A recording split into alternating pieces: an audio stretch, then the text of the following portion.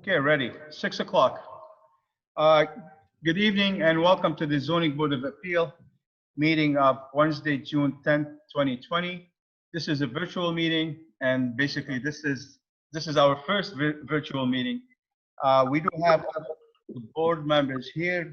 Before we start the meeting, I would like to ask for the uh, roll call vote. Is Attorney Medeiros here? I'm here. Okay. Mr. Gardner, I'm here. Mr. Human, I'm here. and Dr. Agai. Dr. Agai, Uh-oh. yeah, I think Dr. Agai is here. I'm not sure what happened to his audio. I don't. Dr. Pollack, I'm here. Can you hear me? Dr. Agai. Oh, Dr. Agai is he's muted. Dr. Agai, you need to unmute yourself.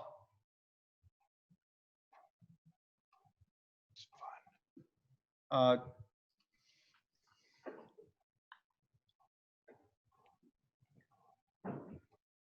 Michelle, maybe you can tell Dr. Agai to. Can you hear me now? Yes, I can. Okay, he's good. Yes. Okay, So, thank you. Dr. Agai, you're here. Okay, great. All board members. Okay. Before we start our meeting tonight, I have a couple of announcements. The next scheduled meeting date for the Board of Appeal is Wednesday, June 17th, 2020 at 6 p.m. And this is a virtual meeting also. This is for the comprehensive permit 2018-1840B. The next regular scheduled meeting date for the Board of Appeals is Wednesday, June 24th, 2020 at 6 p.m. It's also a virtual meeting via Zoom. We don't have any items on the administrative agenda for tonight, so we're moving on to the public hearings. Our first item on the public hearing agenda tonight is Variance Amendment 2019-18 for variance cases 2012-31, 2013-14, and 2015-28. This meeting was continued from December 10, 2019, February 4, 2020, and March 10, 2020. The petitioner applicant is Brady Estates LLC, and the subject property is located at 383 R Hicksville Road, map 56, lot 17, and it's located in the limited industrial district. This case was advertised in the paper on November 20, 2019, and November 27, 2019.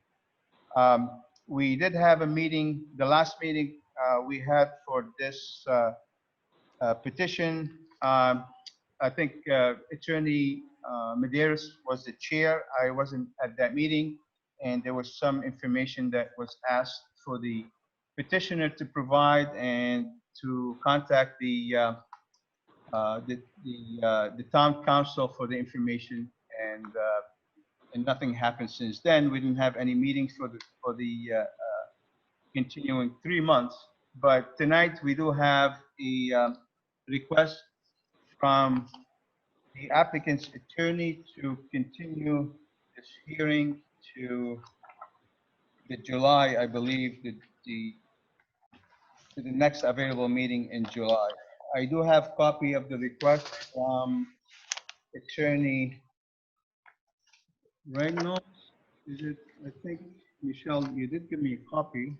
I'm not sure what happened to it, but okay, great, thank you. So I'll read the request into the record, and as I indicated, this is from Attorney Coldest, and who represents the applicant. And this was addressed to the Zoning Board of Appeal dated June 8, 2020. And it says, "Dear Ms. Vieira, please consider this a request to continue the hearing in the above referenced matter currently scheduled for June 10th to the next board meeting in mid-July. Please forward me the continuance form once the July date is set. Should you have any questions, please feel free to call me. Thank you." and signed by Attorney Coldest. Is there any comments from the board members? We do have a request to continue the hearing for the next meeting available in mid-July. Any comments from the board members? Are you looking for? No comment. Eileen? What's that? Are you looking for, this is Robert Gardner, are you looking for a motion? Not yet. I'm just asking if there's any comments from the board members? Any comments on the request?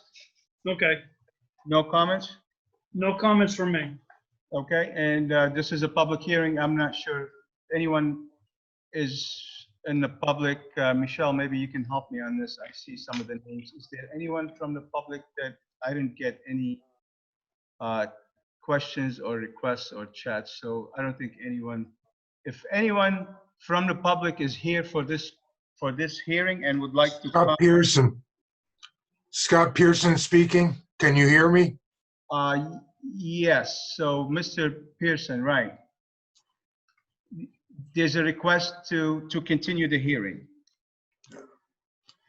And I'm assuming, first question, this town council at the last meeting indicated that select board was interested in taking this property.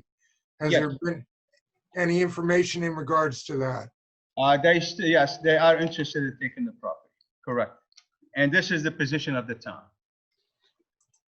All right, so I guess, He's not here to discuss this, so we have a motion, we will have a motion on the floor soon to continue the hearing. okay, I'm just waiting for that motion. Okay, thank you. Michelle, what's the next available meeting in July?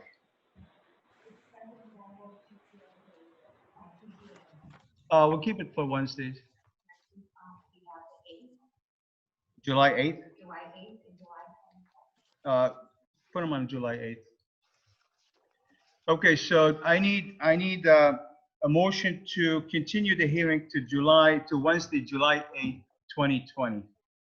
Robert Gardner, I make a motion that we continue the meeting till July 8th on Wednesday. Michael Maderis, I second that motion. Now we need to,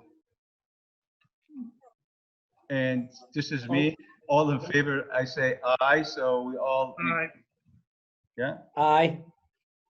aye. Aye. Thank you. So meeting is continued to Wednesday, July 8th, 2020. Thank you. Thank you. Our next hearing on the agenda is the petition of Stephen and Kathleen Meeker. The subject property is located at 8 Washburn Lane, map 96, lot 13. This property is located in the single residence B district, and this case was advertised in the Chronicle on January 29, 2020, and February 5th, 2020. I don't have any comments from the planning board. I do have a letter from the building commissioner that I would record.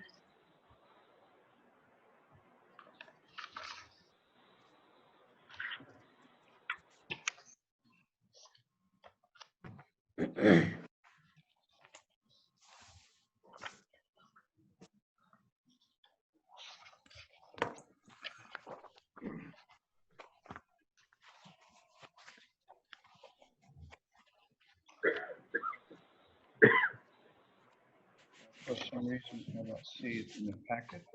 Okay, thank you, Michelle. So this is a letter from the Director of Inspectional Services, Mr. David Rakina, regarding this case, 8 Washburn Lane. It says, and this is dated January 8th, 2020. I have reviewed your permit application to bring a water service into the first floor of your existing detached garage. The proposal does not conform to current requirements for the SRB zoning district and must be denied at this time. We are proposing to bring water into the second floor of your existing two-car garage that was permitted on November 23, 2013. The structure is detached from the primary building and it was constructed after June 6, 2006. A special permit from the Zoning Board of Appeals must be secured in order to. It is unclear what the intention of the space is. However, if an accessory apartment is the goal, then separate relief will be required due to when the structure was created and the separation between the primary building and the detached garage. A variance will be required from the Zoning Board of Appeals. Your proposal is being denied under the following sections of the Dartmouth zoning bylaw.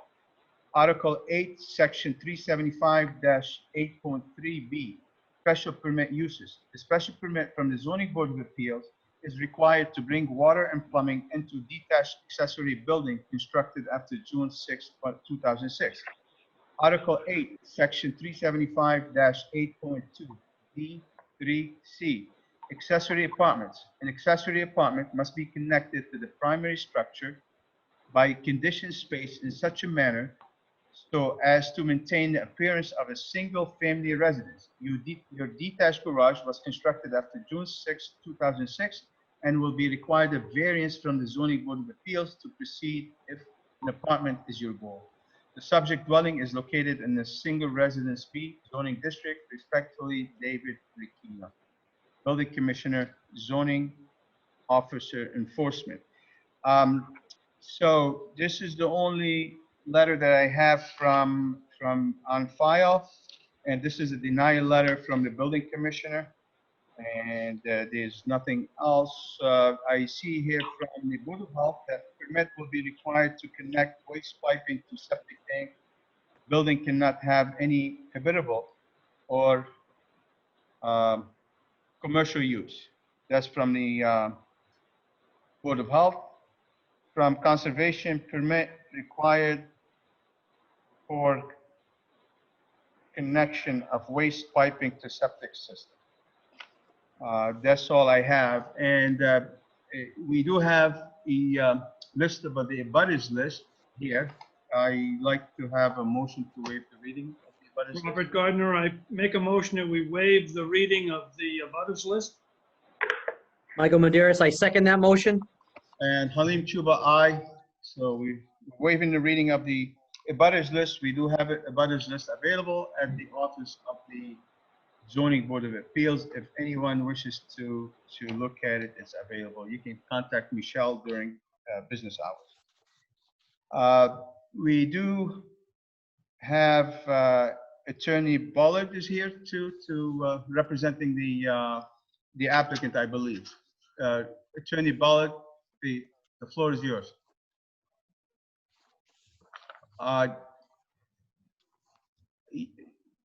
You're muted too. I'm not sure how. We can't hear you. Can somebody call him? Do you have his Hey Siri, call Peter Bullard. oh, beautiful. Yeah.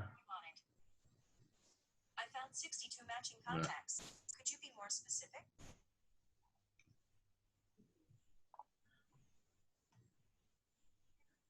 Michelle, do you have Attorney Bullard's phone number? Oh, I think so. Yeah, he's somebody's okay. Can you hear me? Yes, we can hear you. Thank you. Sorry about that. Thank you, sir. That's good. Thank you. Yeah. Because sometimes they go Okay. off. Okay, thank you. Thank you, members of the board. It's great to see everybody. It's great to see that everybody's healthy. And in the interest of time, I'll try to move this along. I'd also like to thank Michelle, who always shows great patience in dealing with my applications. So thank you, Michelle. As you know, because it's part of the record, we filed this application on January 8th. You know, the world is a pretty wobbly place right now, and so there have been delays, but the time has been, in my opinion, in terms of this case, well spent. The proposal is, as you know, by reviewing it, very, very simple. It's just a very small sink and toilet on the first floor of the garage next to an existing stairwell. There's not going to be any apartment. There's not going to be any commercial use. The footprint of the garage, the existing garage, is not changing in any way. The reason why my clients would like to have a toilet and sink is that the garden that they have is right behind the garage. I don't know if members of the board have had an opportunity to visit the site. My clients do a lot of gardening, both flowers and vegetables. My clients are, like their attorney, aging, and so nature is calling more often than it used to. And so it's nice if they could go into the garage and answer nature's call. So on the one hand, it seems like a fairly simple, straightforward proposal. The problem, of course, is the history of this case. And the history of this case is, you guys are familiar with it. I happened to be there at the meeting by serendipity 2 or 3 years ago when there was a hearing.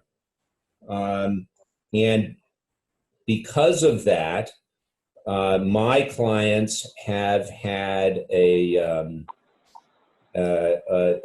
somewhat challenging relationship with their neighbors, the Reardons. The Reardons are represented by Attorney Feingold, who is dead. We have tried to be very communicative with Attorney Feingold. He's been very responsive. I think there's been great communication back and forth. And I don't want to speak for Attorney Feingold, but I think progress has been made. I think earlier today I sent to Michelle an agreement that was signed by both Attorney Feingold and myself, which is hopefully largely self-explanatory. There is an existing stone wall that partially encroaches on the Reardon's property. And so my clients have got to remove that stone wall. The problem with removing the stone wall is that in Nonquit, there's a construction moratorium from essentially June 1st to the day after Labor Day. So they really can't get their mason in there to do that until post Labor Day. And so, as you've noted in the agreement, my clients have agreed to remove the stone wall. And if the Reardons do not like what they've done, then my guys cannot put in the toilet and the sink. So I would like to thank Attorney Feingold because he's been very professional and very patient, and he's helped, I think, smooth the waters between the neighbors. My clients, my clients had some very bad advice about 3 years ago.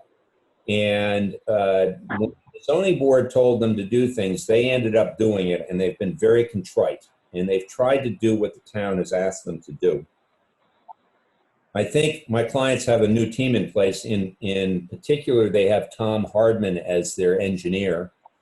I think Tom Hardman has a sterling reputation in town. As you know, he serves on the Board of Health. And Tom has guided them through the process and said, you know, these are the things that you need to do. And they have been doing them. When Tom says to jump, they ask Tom how high. So the proposal is straightforward. The history is somewhat complicated. I do not think the proposal to bring a sink and a toilet into the first floor of an existing garage is detrimental to the neighborhood in any way. And I think the agreement provides safeguards for the Reardons. And I'm more than willing to answer any questions that you may have. Okay, thank you, Attorney Bullock. Yeah, I agree. I mean, the proposal is very simple. We've handled dozens of those cases similar. Just as you mentioned, the history is a bit complicated, but I'm glad that you worked out the details between the two neighbors. We don't want to get in this. This is not on our, but we will include the agreement as part of the special permit approval. Great. That you have to comply. Both parties will have to comply with the agreement that they had.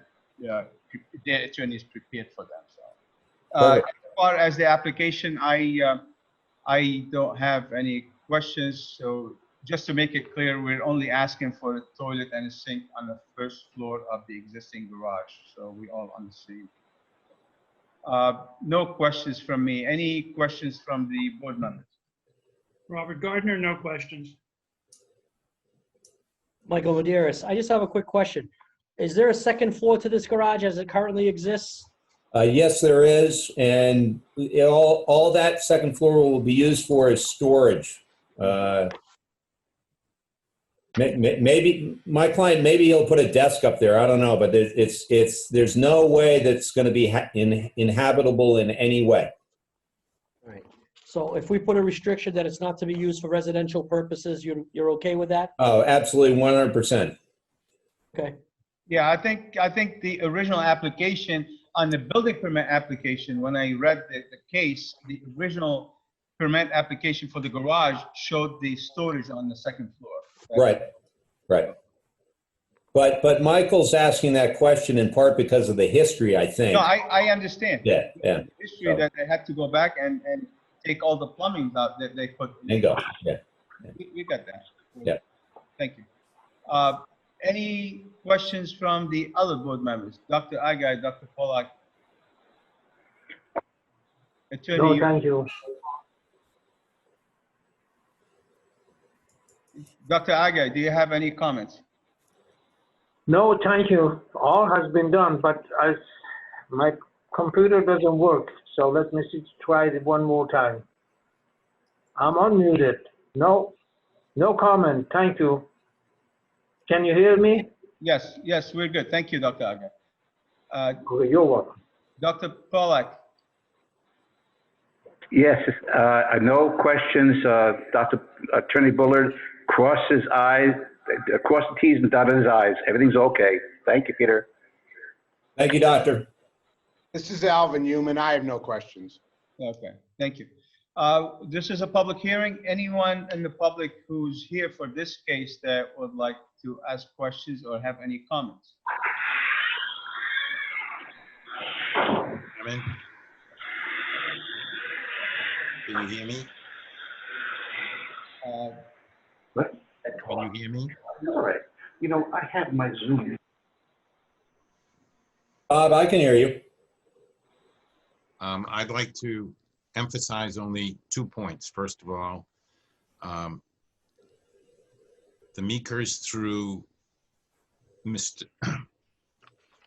through their counsel have done quite a few things to make amends and to undo the things that got them a denial the last time.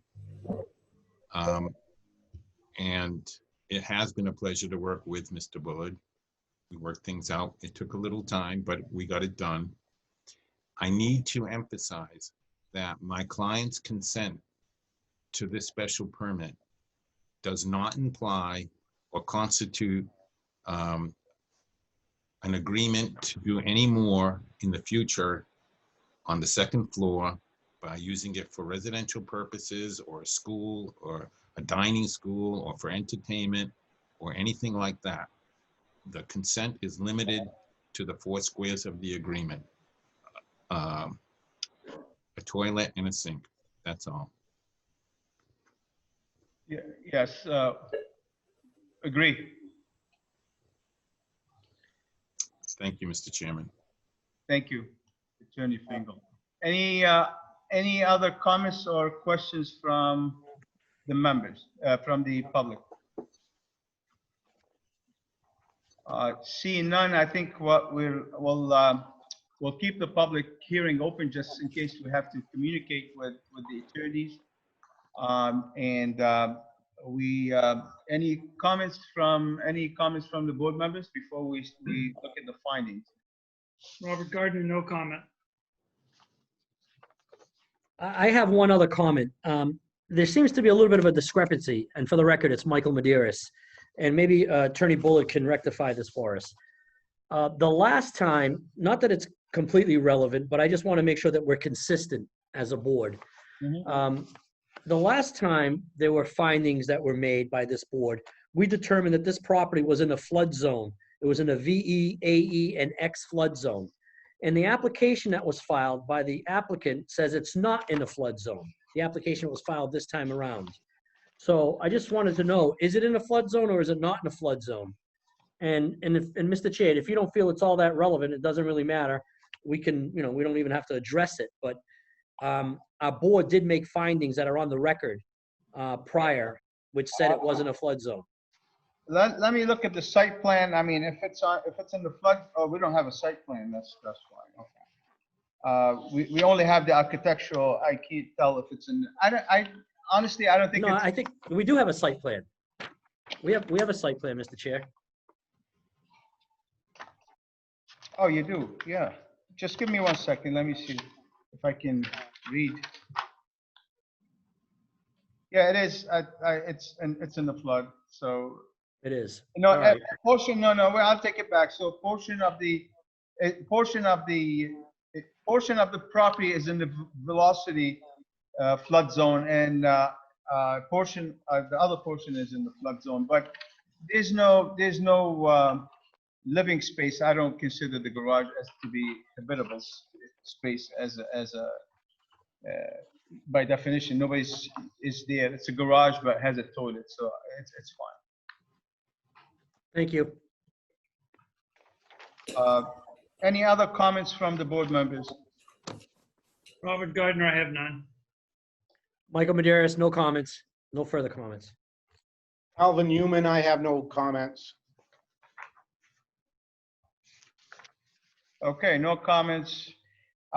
Do we have some findings that we can go through the findings? And as I said, the public hearing is still open just in case we need to communicate with the attorneys.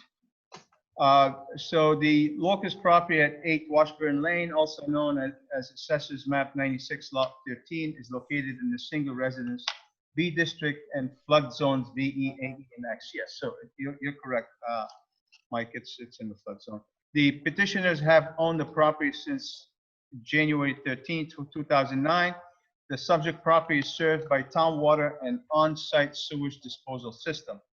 The petitioners wish to install a toilet and sink on the first floor of the existing detached garage. The petitioners are seeking a special permit pursuant to Article 8, Section 375-8.3B, special permit uses of the Dartmouth zoning bylaws for accessory buildings with kitchen and/or bathroom facilities.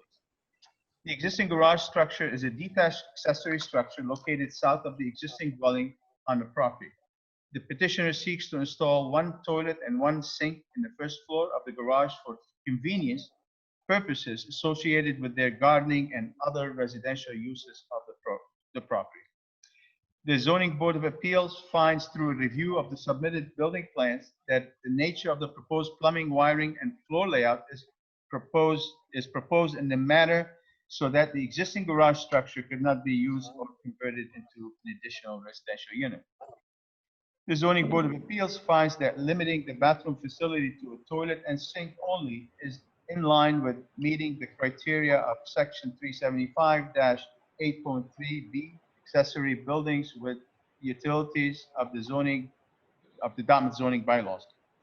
The Zoning Board of Appeals finds that the proposed bathroom facility is in the existing first floor garage will not be more detrimental to the neighborhood and is in harmony with the general purpose and intent of the zoning bylaws.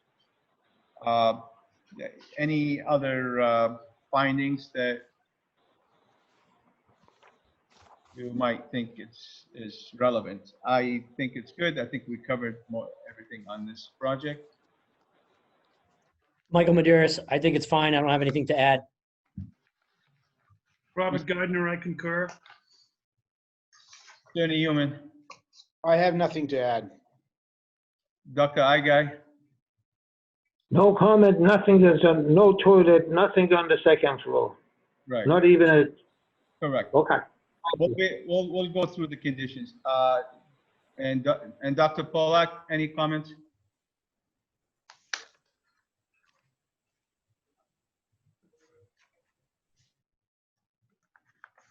No comments. Okay, let's move to the conditions. The existing first floor or second floor space of the garage shall not be used as an additional residential unit. I think this, Attorney Feingold, this is a condition that the space the first floor and the second floor will not be used as an additional residential unit. So that should address your concern.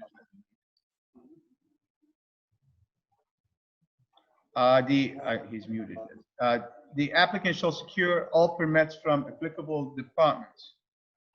And the third one, those are standard, usually standard conditions that we place on similar special permits. The existing first floor and second floor space of the existing garage structure shall be subject to an inspection once a year to determine that the space has not been converted into an additional residential unit. Pursuant to Article 7, Section 375-7.3B, there can be an inspection once a year after notice to the owner to determine that the first floor space of the garage structure has not been converted into an additional residential unit. Conversion will result in the revocation of the special permit after a public hearing in accordance with Massachusetts General Laws, Chapter 48. And also site plans will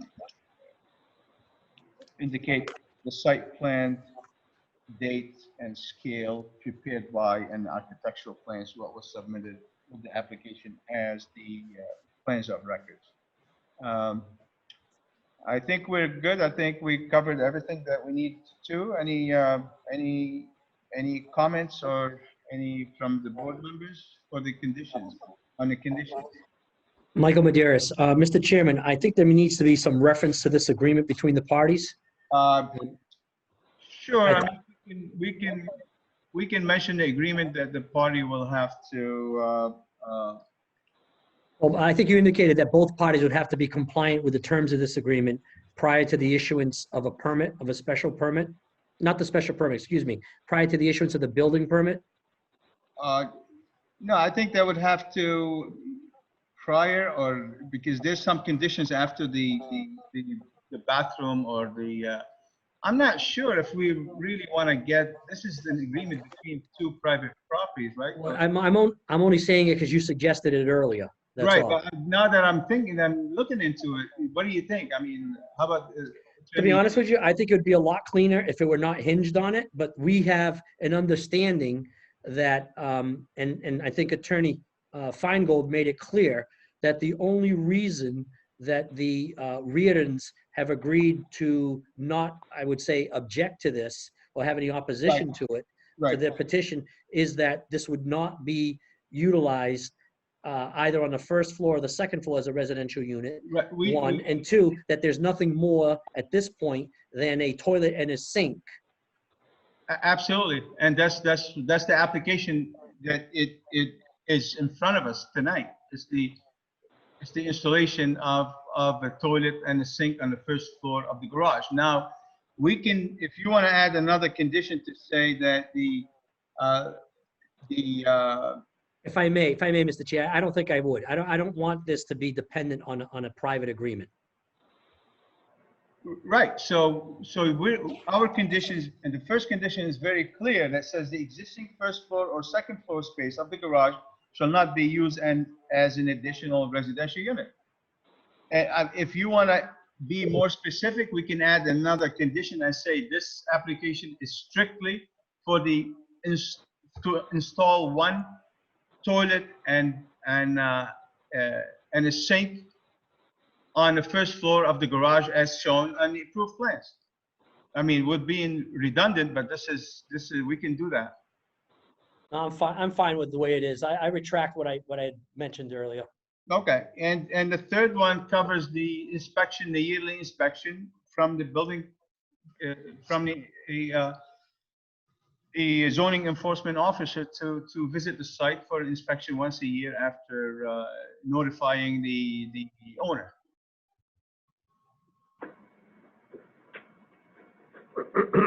Okay, so seeing none, I think I need motion to close the public hearing because the public hearing is still open. Robert Gardner, I propose, make a motion that we close the public hearing. Mr. Chairman, before you close, may I make a comment? Sure. I would very much appreciate the incorporation by reference of this agreement into the special permit because it has additional conditions upon which my client is relying, and that's the reason they are agreeing to the special permit. Okay, Attorney Bullard, do you have any I don't believe you have any objections to this, correct? I know, I don't have, I think it should be incorporated into your decision because my clients, per the agreement with Attorney Feingold, are affirmatively stating that they will remove the stone wall. And I think that's, you know, a material condition for the Reardons. And so I think it should be part of your decision. Okay, thank you. Mike, any suggestions on the language? Well, we can either refer to it. It's just that I'm sort of torn on this. At first, I agreed with you when you first mentioned that we should incorporate it in here. And then I'm always reluctant to have terms that are sort of redundant to what we already impose. When you look at what we impose that paragraph 3 condition, and that's basically being done by the abutter Reardons through some contractor. And now the question becomes, is that in conjunction with the town's inspections if they want to have theirs? Or does one suit for the other? That's one issue. But I think the biggest issue that Mr. Feingold's clients have is that they want this stone wall removed prior to this toilet and sink being installed. Do I understand that correctly, Attorney Feingold? Yes, that's important. And also, under this agreement, we have the right to have this contractor, David Marshall, to inspect inside the garage to make sure that the makers are compliant with the special permit and the zoning bylaws.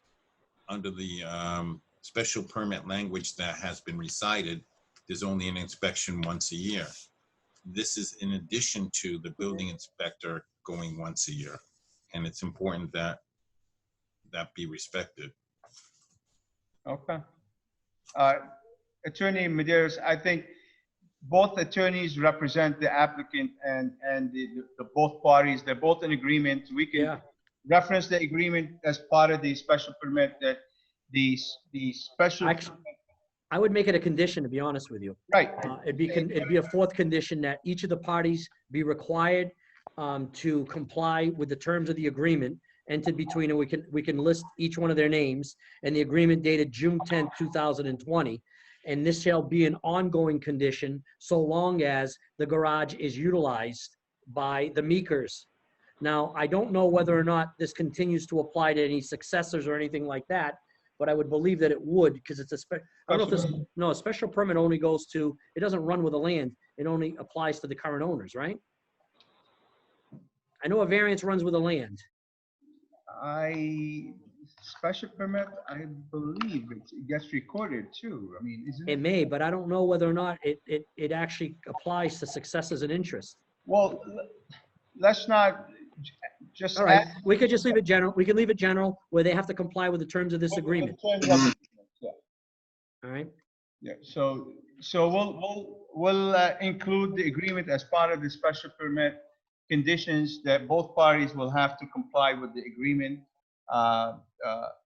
dated the June 10th, 2020, and signed by both attorneys. That would be satisfactory with us. Thank you very much. Okay. Thank you, Michael. Thank you. You're welcome, gentlemen. Okay, now I need a motion to close the public hearing on this case, please. Robert Gardner, I make a motion that we close the public hearing. Michael Medeiros, second. All in favor? Aye. Aye. Aye. Michael? I have to close the door. Aye. Okay. Thank you, gentlemen. Thank you very much, everybody. Appreciate it. Thank you, Peter. Oh, Stay well, stay healthy, stay hold on, positive. gentlemen. Thank you, Mr. Before- Chairman, board members. We need a motion to approve. Yep. That was the motion to close the public hearing. Yep. I make a motion that we approve the petitioner's application for a special permit on case number 2020-03 with the stated findings and conditions, including the incorporation and a condition that the parties comply with the agreement that was entered into between the petitioner and their abutting neighbor, Gary and Wendy Reardon, dated June 10th, 2020. Robert Gardner, second. Halim Chuber? Yes, aye. So all in favor? Aye. Aye. Aye. Thank you.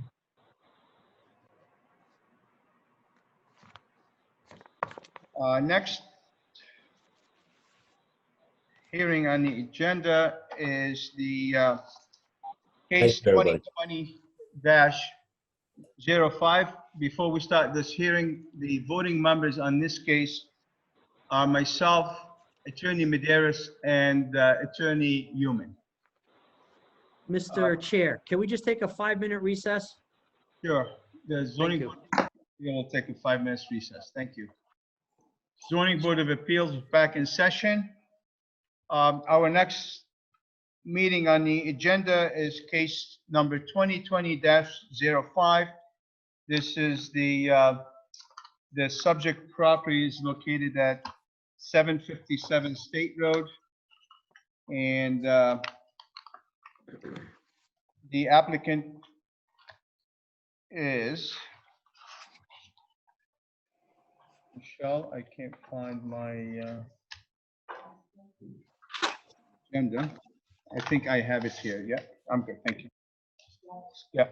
The applicant is Casco Botanical Department LLC. The subject property is located at 757 State Road, map 163, lot 55.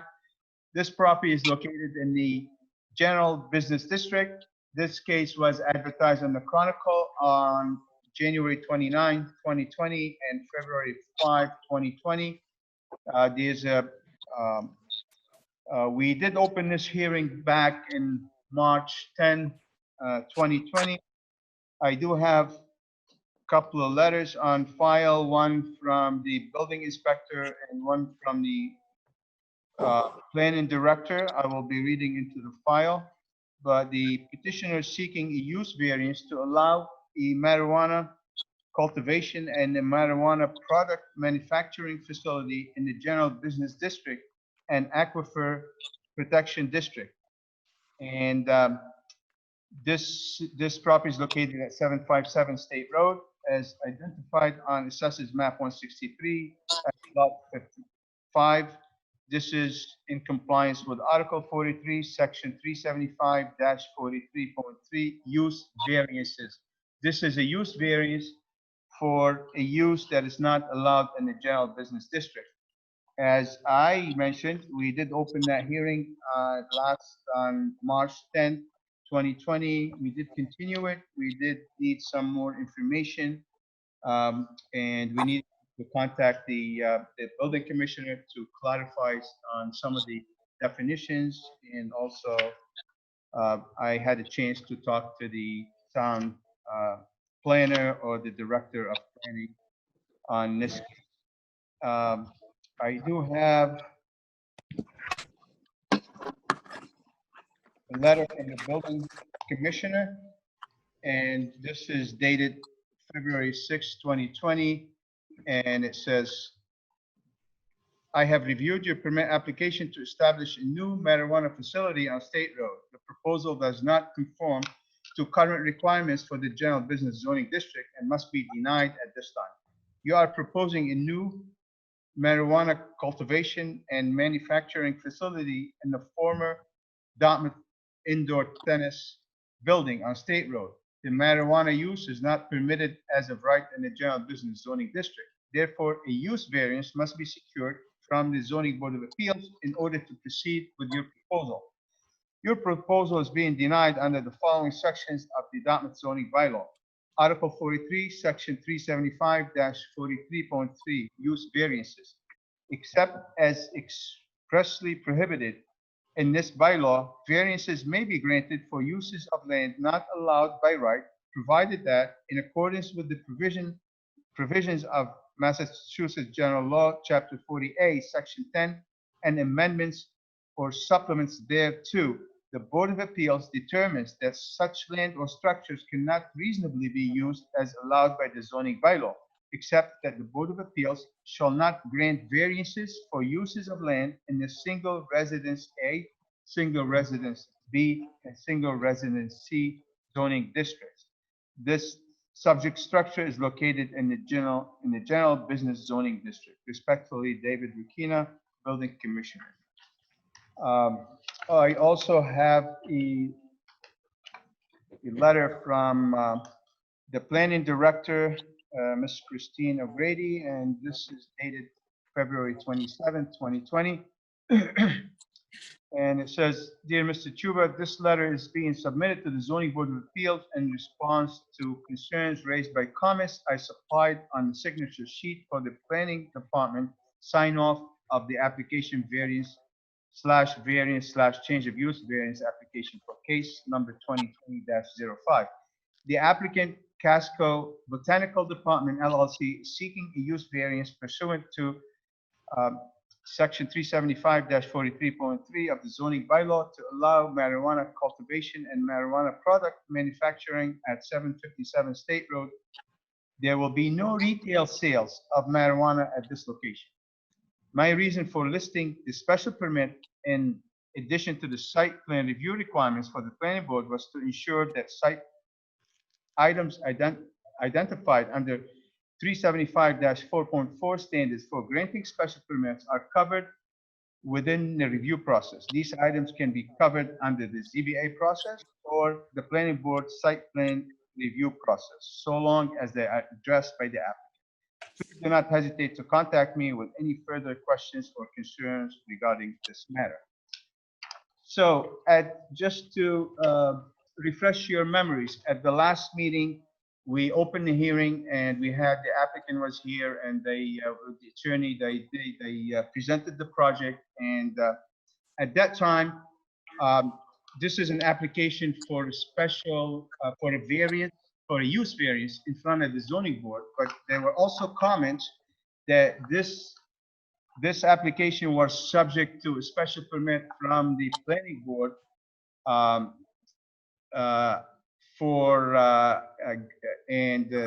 and subject to section 375-4.4 standards for granting special permits. And in that section, there was there's multiple items, I believe 7 or 8 items that had to be met in order to get a special permit from the zoning board of appeals. And one of the items was that the marijuana establishment shall not be sited within 500 feet within any residence or residential dwelling or existing public or private school or college or daycare or places, common places where the kids or children congregate. And I believe we were looking into that, the definition of that, because some of the public members at that time had concerns about the proximity of the motel adjacent to the site to the east, and also the residential units that will be constructed if they get approved by the 40B, and also there was restaurants. So since then, I had a chance to talk to the building commissioner, and I also talked to the town director of planning, and I have a pretty good understanding of what's being presented here. Just to make it clear to the zoning board members, because you didn't have a chance to talk to the building commissioner, what we have in front of us, this is zoning, is a variance application for a use, for use variance. This is similar to, if you recall, at the last meeting, we had a couple of those, the boat storage or some other uses, the garage on Fons Corner Road, or this is the standards for granting special permit do not apply in this case here because they're not here for a special permit. They don't need a special permit from the planning board. Once this supersedes the special permit, that's why they're here in front of the zoning board to get a variance, use variance. So just to be careful, just to be on the same page with everyone, I did talk to the building commissioner, and he said that the standards don't apply. The standards for granting special permit do not apply in this case. Still, as zoning board of appeal, we still have to look at this site and see if this makes sense or this can meet the statutory requirement for use variance as any application for use variance. So with that, I also talked to the director of planning, and they will be going for site plan review. And again, with the site plan review, those standards for granting special permit will not don't have to be met because they're not going for a special permit. But they do have to do they have to do a site plan review. So whatever required by zoning bylaws for site, lighting, parking, landscape, that could be addressed during the site plan review. And with that, before I open the hearing to the applicant and to the public, any of the board members have any questions on this application? Robert Gardner, I have a question. Am I correct in my understanding that the property adjacent to the west is at least under consideration for development?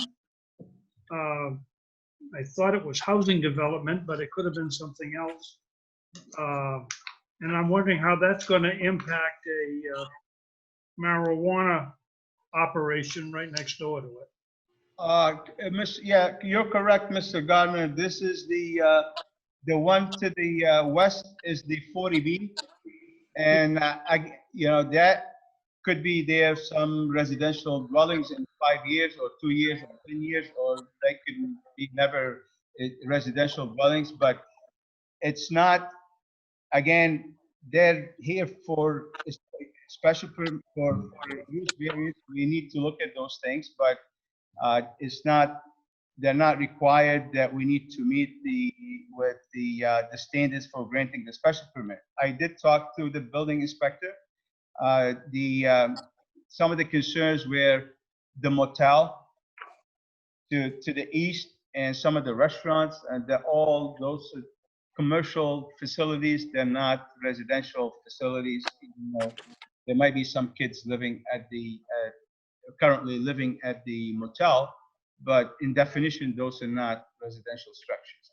Also, I like to distinguish here between this facility is only to cultivate and manufacture marijuana. They're not selling marijuana. There'll be no selling of marijuana, no retail on the site. So again, the applicant is here. I'm sure the attorney is here and the applicant's here, and we'll hear again. Since you were out, I believe you were out of the country at that time or out of state when we had that hearing. So you'll have a chance also, if you have any questions that you can ask the applicant or his representative when the time comes. I understand. Thank you, Mr. Chairman. Thank Since I was involved in the consideration of the land next door on several different issues, I thought it should be mentioned that. Yes, it is. Yes. Absolutely. That was raised at the last meeting too, because potentially we might have the 266 units on to the west of the property. Right. Yeah. All right. Thank you, Mr. Chairman. Thank you. Any other comments from the board members before we? Michael Maderas, no comment. Alvin Newman, no comment. Ralph Pollock, no comment.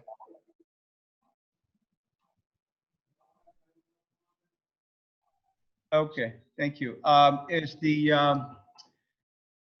applicant or his representative is here, please? Yes, Richard Burke, and I think Steve Giosa is on as well. Okay. Well, Mr. Burke, at the last meeting, if you recall, there was some concerns about the definition or the proximity of the motel and the restaurants, and people were concerned about that because of the language in the standards for granting a special permit. But you probably can explain that to the board members and also to the public. I had a chance to talk to the building commissioner this morning, and he made it very clear to me that this is a use variance, has nothing to do with the special permit or meeting those standards for granting a special permit. Yes, I think that's correct, Mr. Chairman, that those are not applicable to a use variance. And we do, in fact, would say that we comply with them in any event that it refers to, existing places, existing businesses, and there is no other housing that's existing nearby, and the hotel is a commercial enterprise. It's not a residential enterprise, so it would be consistent with the special permit, even if we did have to comply with that. Okay. If I may, Mr. Chairman, if I may, I wanted to answer Member Gardner's question regarding the adjacent residential project. Sure. As you probably remember, I do represent the Preserve, the 40B project next door. Before I agreed to represent these folks at Casco, I did speak with my client, who is the developer of the residential project, asked them if they had any objections to this particular facility, understanding that it was limited to manufacture and cultivation and production and not sale, understanding they were going to occupy with a significant residential project next door. And they were absolutely firm in saying they had no objections with either me representing Casco or this particular use moving forward on this property. So it was something we looked into very early on before I agreed to be engaged on this particular site. And the Bovarniks, who are the developers next door, and they own the Dartmouth Woods project up the road, very clearly expressed that they had no concerns with this particular proposal. Mr. Chairman, may I respond to that? Sure, Mr. Gardner. Mr. Giosa, I understand your position, and I appreciate that you took the effort to go and speak with your other clients. I also understand that your other clients would only be involved in this up until the property was turned over and people began moving in. I think they might have a somewhat different objective view of this, but we'll see how things move along. I appreciate your concern. Sure, and keep in mind, the Preserve project is a rental project, so they are going to, the Bovarniks will be involved long-term on that property. Those units will be rental units, and the Bovarniks will be the managing company operating that, just as they do with the Dartmouth Woods site. So I think there is a long-term involvement with my current clients. Mr. Chair, Yes, I have a question, if I may, to Attorney Burke. sure, go ahead. Attorney Burke, the town meeting members had some kind of resolution about that part of the state road. Has everything been cleared or looked at from the town meeting member paperwork or not? I think that this is a completely different issue. What you have before you is a use variance application for this particular site. What the town meeting had in front of it was a question of rezoning all of the general business district. And it got tied up in amendments and other things that really have nothing to do with us. So they're really different different proposals that are in front of you, and I would submit that the task tonight is to look at this particular project on its merits of whether a use variance for this site is appropriate. Thank you so much. You're welcome.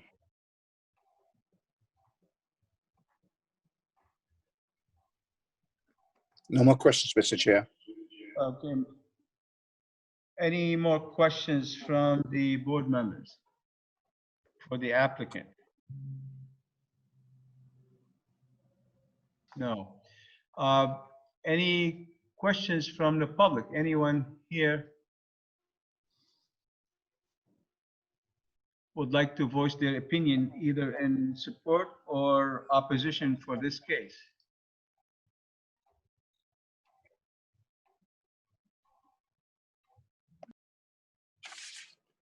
Oh, we have someone.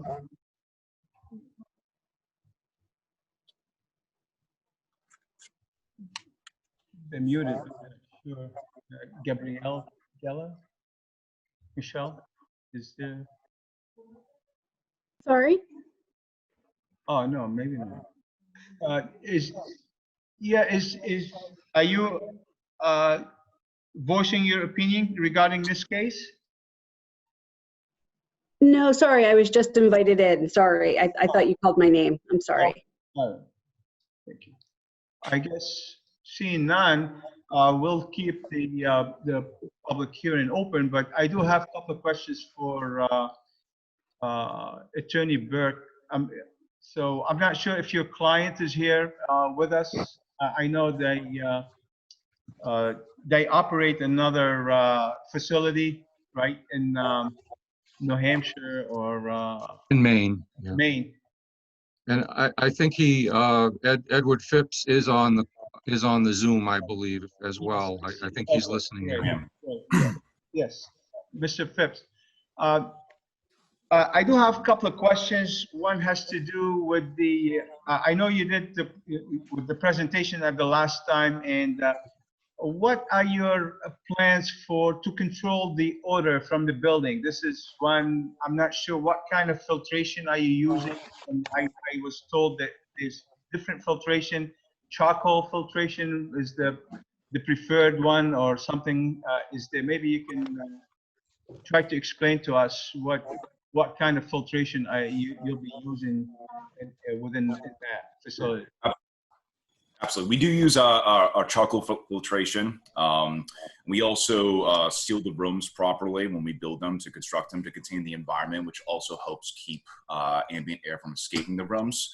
But charcoal filtration is exactly what we use, and we simply just calculate the cubic feet, excuse me, of each grow room, and ensure that the cubic feet per minute are processed through those charcoal filters. We also ensure that we keep them in all common areas as well, just as added protection. And in addition to that, simply just a matter of maintenance, replacing the pre-filters monthly and the actual filters every 6 months.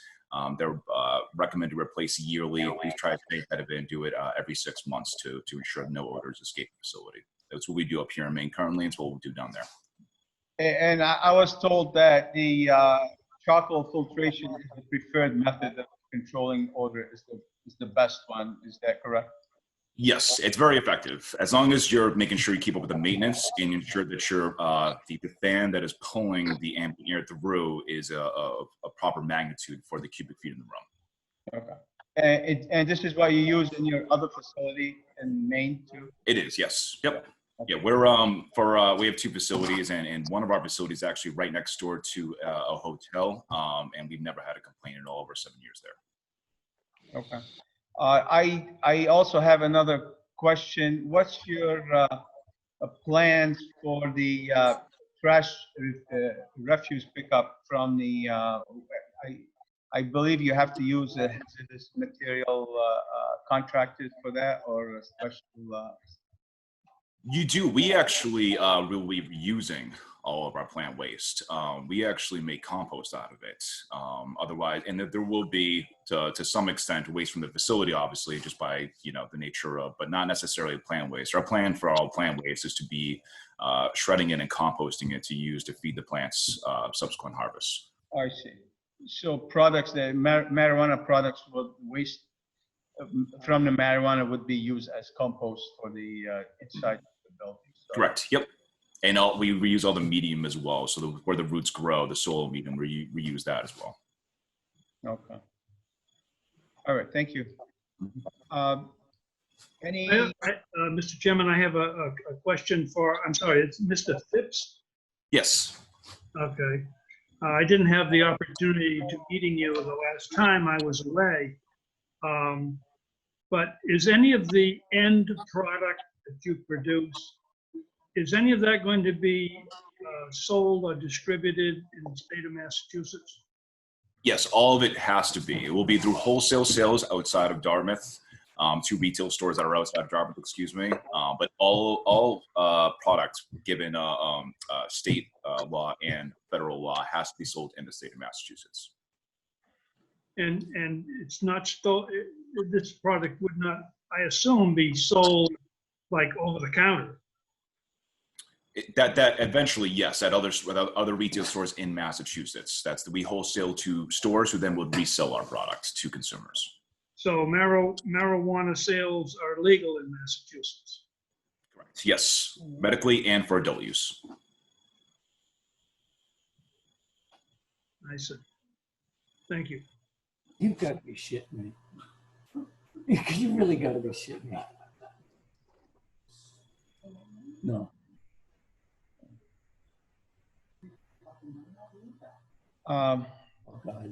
Any other questions from the board members?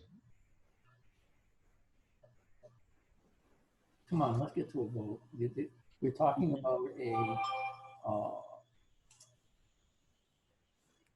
variance issue, and they're asking about how the place is run. It's got nothing to do with it at all. Okay. Seeing none, now what's the pleasure of the board? I think before we close the public hearing, we're open for discussions. Any thoughts, suggestions, comments? Mr. Medeiros? Well, I've looked at some of the photos. I've been to this site before. Mhm. I've been looking at the photos, and you look on one side, certainly there are no windows whatsoever. So it's not something where it's going to be readily visible from any immediate abutter, I don't think. The property is set back quite some ways off of Route 6. One thing we didn't ask them is there going to be any signage about this business? Quite honestly, I would prefer the least amount of signage, given that it's only a wholesale facility anyway. But I don't know whether or not they plan on having any type of signage on this site. To answer that question, we plan on having no signage at all. It's not necessary for our operations. We don't need to be marketing. It's a security risk anyway. It's not, I mean, it'll be public information right there, but it's, not a good, it wouldn't be good for us to be calling ourselves out there, and that's not the intention. I would think that, but I just wanted to see what your plans were. The other thing is, are you guys going to make any modifications to the building in order to accommodate, when I say the building, the exterior walls of the building, in order to accommodate your operation? We will not be, no. We will be building within the confines of the existing structure. Also, I like to mention that when I talked to the building commissioner, I know last time there was some people were talking about site items and their concerns about security and lighting and all that. There's some strict, very, very stringent rules and requirements for them to get the license from the state. So this is not just by us approving this here. We're approving the if we approve this, we approve the use. This is a use variance application. As far as the other, they'll go through site plan review, and also they'll have to go in front of the select board to get the license, and they also need to get the license from the state. With that, they have to have these requirements for fencing, lighting, security, and I understand there's a pretty extensive security system that goes with your operation, Mr. Phipps, if I'm not mistaken. Like you have to have cameras in every room on every person working inside the facility, and all the items have to be exposed to the camera, the packaging and all that. And then once it leaves the facility, it's secured, it goes into vans, they leave the site, and correct? Yes, yes. There's very tight security requirements, limited access areas, tracking of all product at all stages, cameras, of course, that will be tied in directly to the Dartmouth Police Departments for their access 24/7. All these things will need to be met. It's not even at our own choice, but of course, they're for our benefit as well. Okay, thank you. Chairman, I have a question of Attorney Medeiros, if I may. Sure, go ahead, Mr. Garner. Mike, I know that a lot of things have changed in the last couple, 3 years or so. But if a police officer stopped a car out on Route 6 and he found the driver or occupant in that vehicle in possession of marijuana, would they be subject to arrest? It's my understanding that as long as it's less than a certain amount, and I think that that amount is an ounce, if it's less than that certain amount, they're not subject to arrest. I believe that's correct.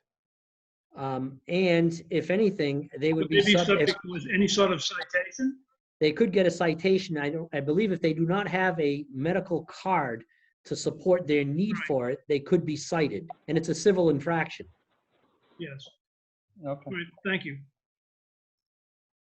Can you hear me? Can you hear me, Helene? Yes, Dr. Agai. Yes. I Do you just, have a question for or the sake of, all right, but for the sake of everybody, there was a marijuana culture and sale was approved in Fons Corner Road somewhere about a month or 2 ago. Do we really need another one or not? Or is it any restriction because they're so close to each other whatsoever? Well, I believe there's limited number of licenses available, and right now there's still, if I'm not mistaken, Mr. Attorney Burke, there's still one license for cultivating and one license for manufacturing marijuana available at the town of Dartmouth, correct? Yes, my understanding is that the facility that was referred to on Fons Corner Road is in fact a retail sales facility. This is not going to be any retail sales at this location. This is strictly for manufacturing and growing operation. No sales, no retail sales will occur at this location. So it's under a completely different license. Then there is currently one available license for manufacturing and cultivation of marijuana available in Dartmouth. Thank you. Thank you. Okay, I think we're ready to move this.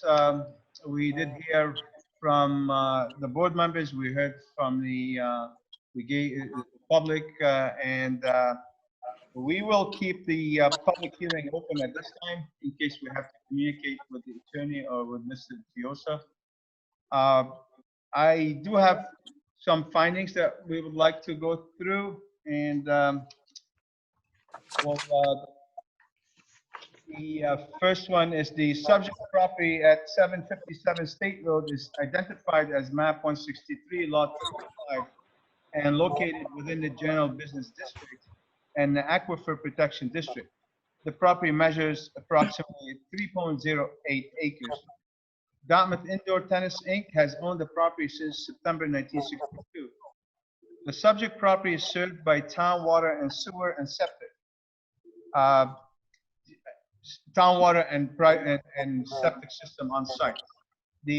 Currently there are 2 large-scale buildings on site with a total area of approximately 39,680 square feet with very high ceilings. The two buildings are located approximately 270 feet from State Road, Route 6, and hardly visible from the street. The petitioner, Casco Botanical Department LLC, seeks a use variance pursuant to Article 43, Section 375-43.3, use variances to allow marijuana cultivation and marijuana product manufacturing within the two existing commercial buildings. There would be no retail sales of marijuana at this location. Marijuana cultivation and product manufacturing are usually combined operations. The existing buildings are currently used for indoor tennis and has been severely declining in recent years with the number of tennis clubs closing. The most feasible alternative use for the existing building is the proposed marijuana cultivation and product manufacturing business. A cultivation and product manufacturing facility is subject to the same stringent security and requirements as all marijuana facilities in Massachusetts. Despite an intensive and thorough search within the town's marijuana overlay district, the applicant was unable to locate an adequate property for its business in that district.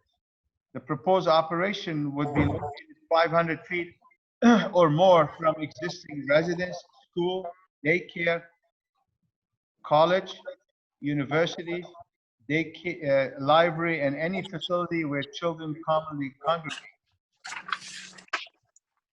There would be no impact to traffic as no retail sales will occur and there is plenty of parking spaces on site. The proposed use is subject to a site plan review by the Dartmouth Planning Board. The board, after hearing all parties and concerns residents, finds that the proposed marijuana cultivation and marijuana product manufacturing will not be a substantial detriment to the public good or substantially derogate from the intent and purpose of the bylaw.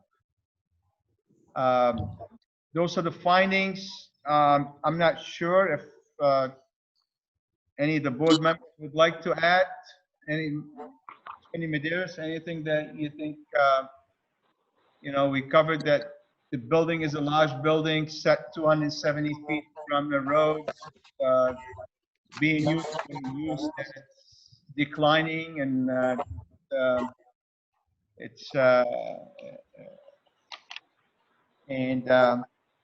there'll be no retail sales of marijuana products on the site. Anything else that you think we might add to the finding? No. Oh, I don't see anything either. Okay. Dr. Pollack or Dr. Agay, any comments? No comment, thank you. No comment, thank you. Mr. Gardner? no comment, thank you. Thank you. All right, so now this is, as you know, this is a use variance, so we need to go through the statutory requirements for granting a variance pursuant to Massachusetts General Law, Chapter 40, Section 10, 48, Section 10. There are circumstances related to soils, shape, and topography that especially affect the subject property that do not generally affect the zoning district in which the structure or land is located. While the subject parcel is a unique block within the general business district, the parcel has only 73 feet frontage on State Road and narrow extends more than 260 feet into the site before it expands to a usable width. This narrow frontage and parcel width creates a unique shape for this lot, which severely limits the typical commercial development of this site. Due to this unique shape, the building is located 270 feet away from the street. This position limits the visibility of the building, creating significant hardship for a commercial use on the property as commercial sites require high visibility from the traveled way. The literal enforcement of the provisions of the bylaw would involve substantial hardship, financial or otherwise, to the petitioner. This proposed marijuana cultivation and processing facility use does not require public visibility to be economically viable, resulting in an ideal use for this site. Denial of the proposed use, which is suitable for this building, would involve a substantial hardship to the petitioner. Any comments there? Attorney Medeiros, Attorney Human? This is a variance. Okay. Desirable relief may be granted without detriment to the public good. All proposed operations will take place inside and within an enclosed existing commercial building, isolated from residential uses. The proposed use will generate significantly less traffic in the adjacent street. Desirable relief may be granted without detriment to the public good. And the last one, the variance will not nullify or substantially delegate the intent or purpose of the bylaw. All proposed operations will take place inside and within an enclosed commercial building, isolated from residential uses. The proposed use will generate significantly less traffic to the adjacent streets, and granting the variance will not nullify or substantially derogate from the intent and purpose of the bylaw.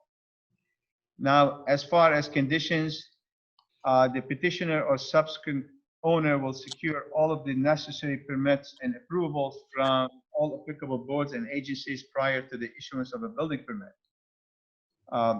The applicant shall provide adequate screening from adjacent properties, odor control, security, surveillance, refuse, and trash removal, all in compliance with local and state requirements for obtaining licenses in connection with cultivation and processing of a marijuana facility.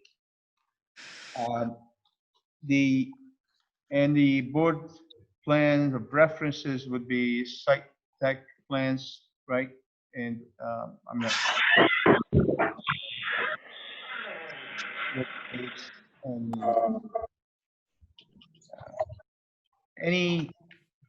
Any comments from the board members?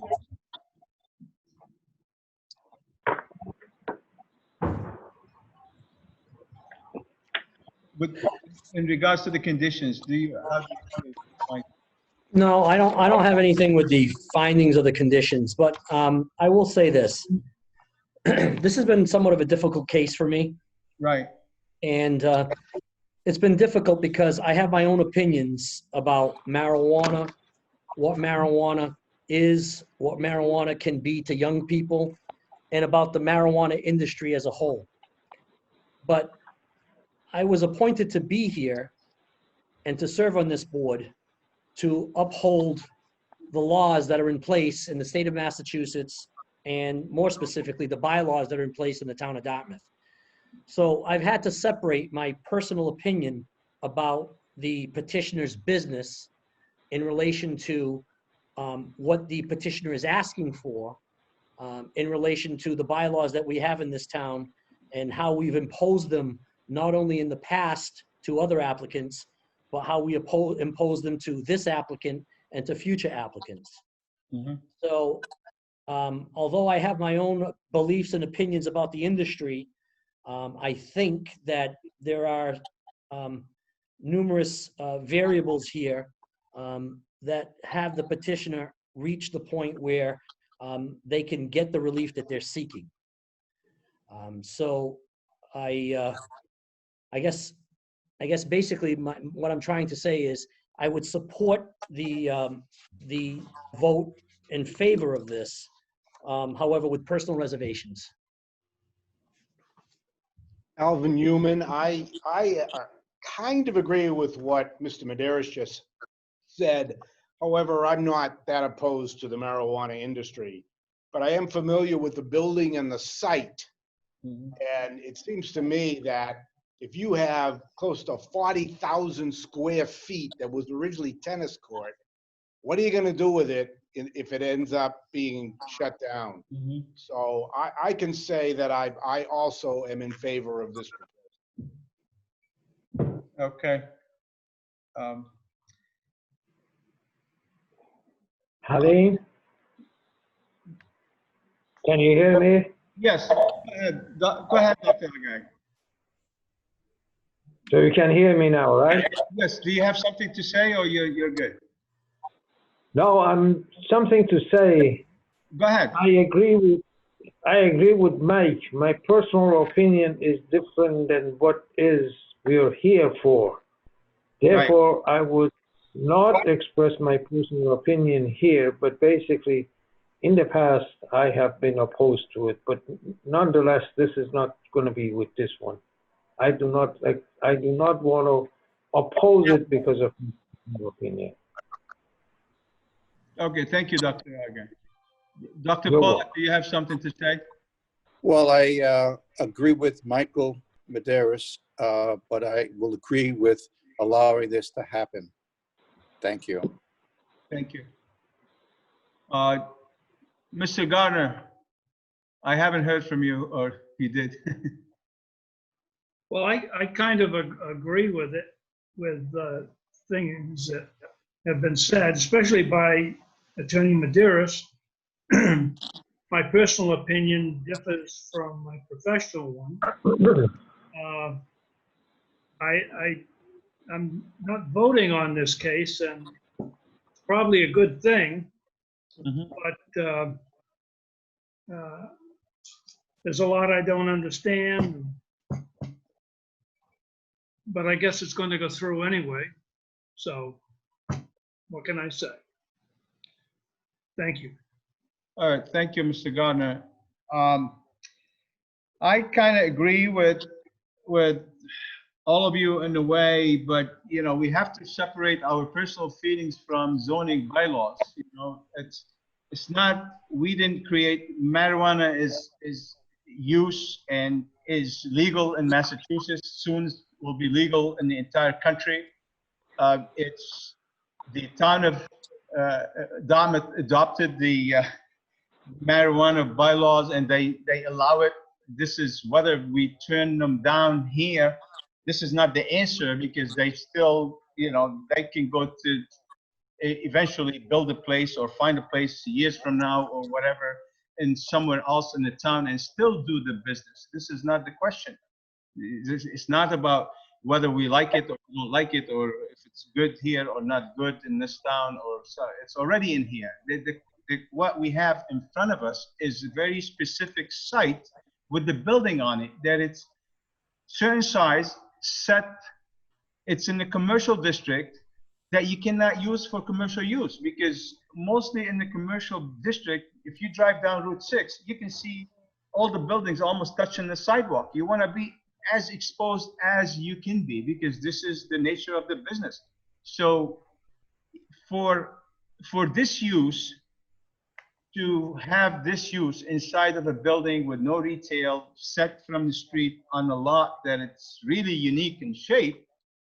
And this is why we look at the statutory requirements, and we look at them as, let's say, whether they, you know, if there was another business that was suitable for this lot and this building, regardless whether it was marijuana related or not, we were still gonna approve it. This is the same, not any different from the boat storage that we had last March on the in the Reed Road industrial storage. Boat storage is not allowed in that district, but it made sense to store boats in the district where you don't generate traffic and it's all inside of a building. There's no noise, no traffic, no odors, no fume, no you know.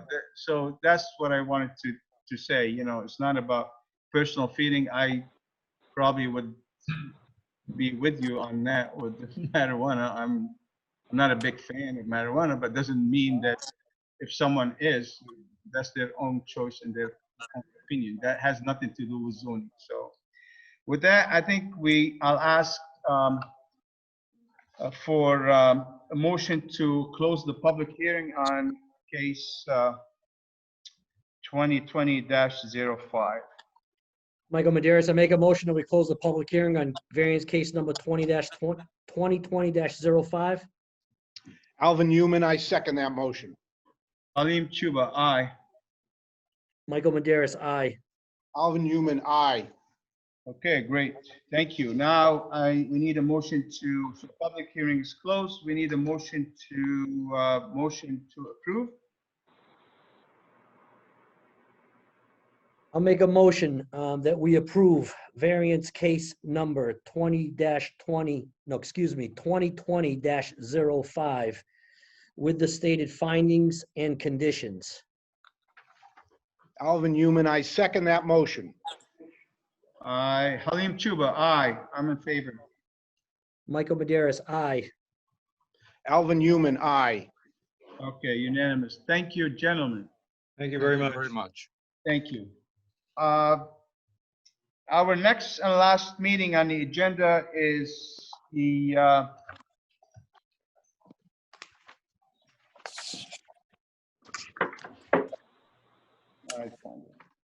comprehensive permit case 2020-08. The petitioner applicant is Partners in Housing, Inc. The subject property is located at 1 Anderson Way, map 177, lot 4. This property is located in the general business / single residence A district. So portion of the property is in the general business and portion of the remaining of the property is in the single residence A district. It's also located in the construction zone 3. This case was advertised in the Botanical on March 18, 2020 and March 25, 2020. I don't have any comments from the building commissioner. And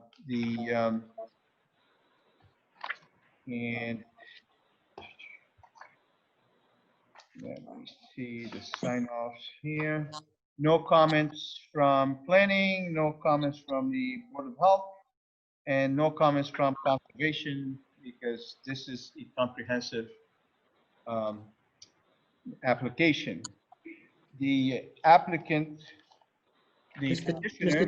Mr. Chair, if I may, unless I'm looking at the wrong application, I seem to have a comment sheet from both the Planning Board and the Board of Health.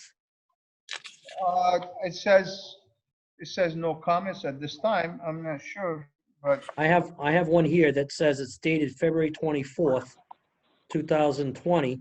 The Planning Board requests the opportunity to informally review the project in regards to site plan review regulations as requested in the past. oh yeah, you're right. Yes. And there's also one from the Board of Health. The Board of Health. It almost seems as if it's out of order, as if it was supplemented. I don't know. Right. And there's also one from the Conservation Commission as well. So it looks like there's a few town agencies that would Right. still like to have some either informal or formal input on this before we, I guess we were to make some final decisions. Right. Mr. Chairman, who is sitting on the vote on this case?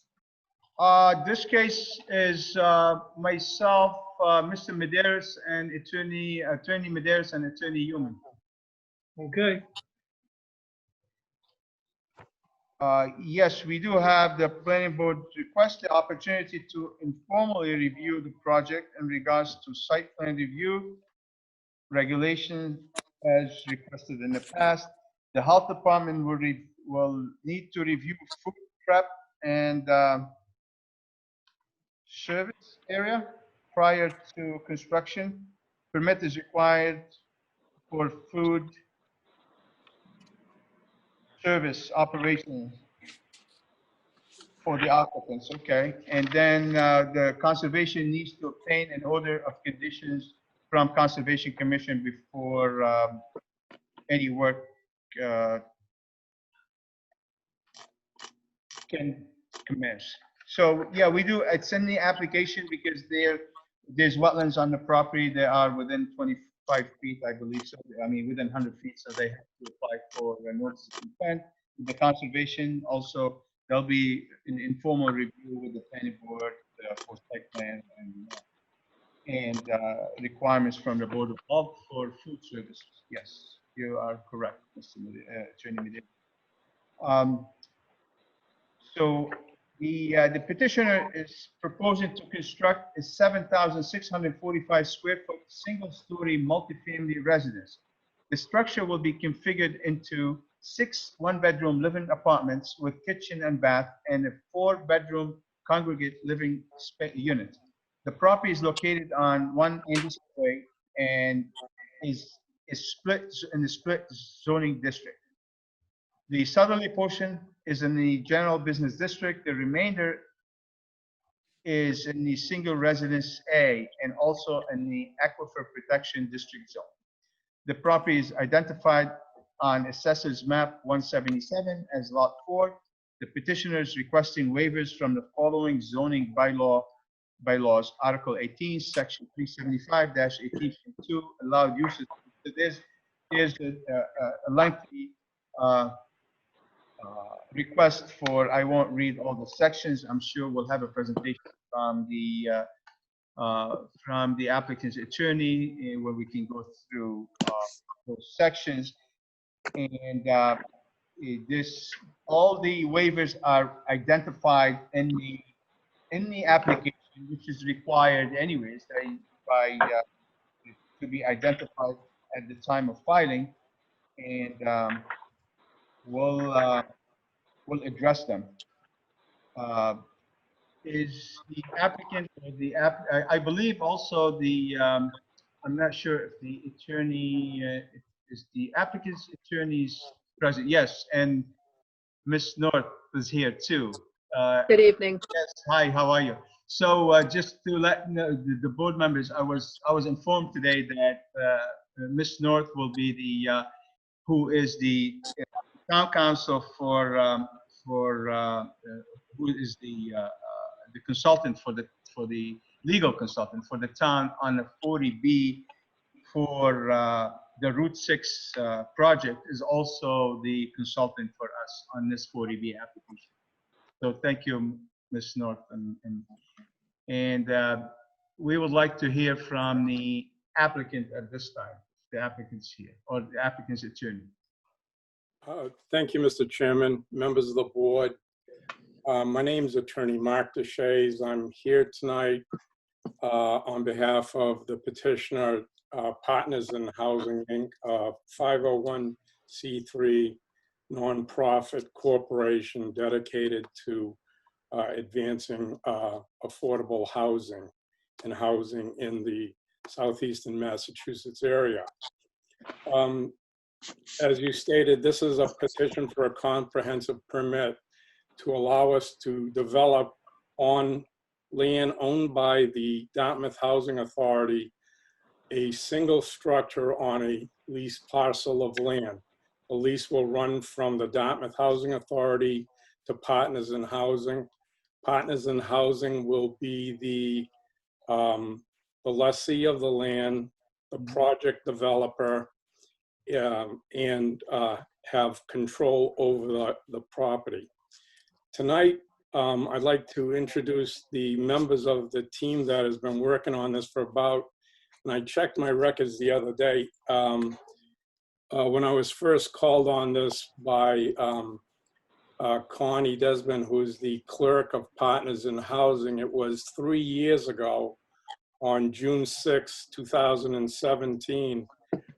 So we have been working on this project for 3 years as a group, and there are 6 individuals in our group.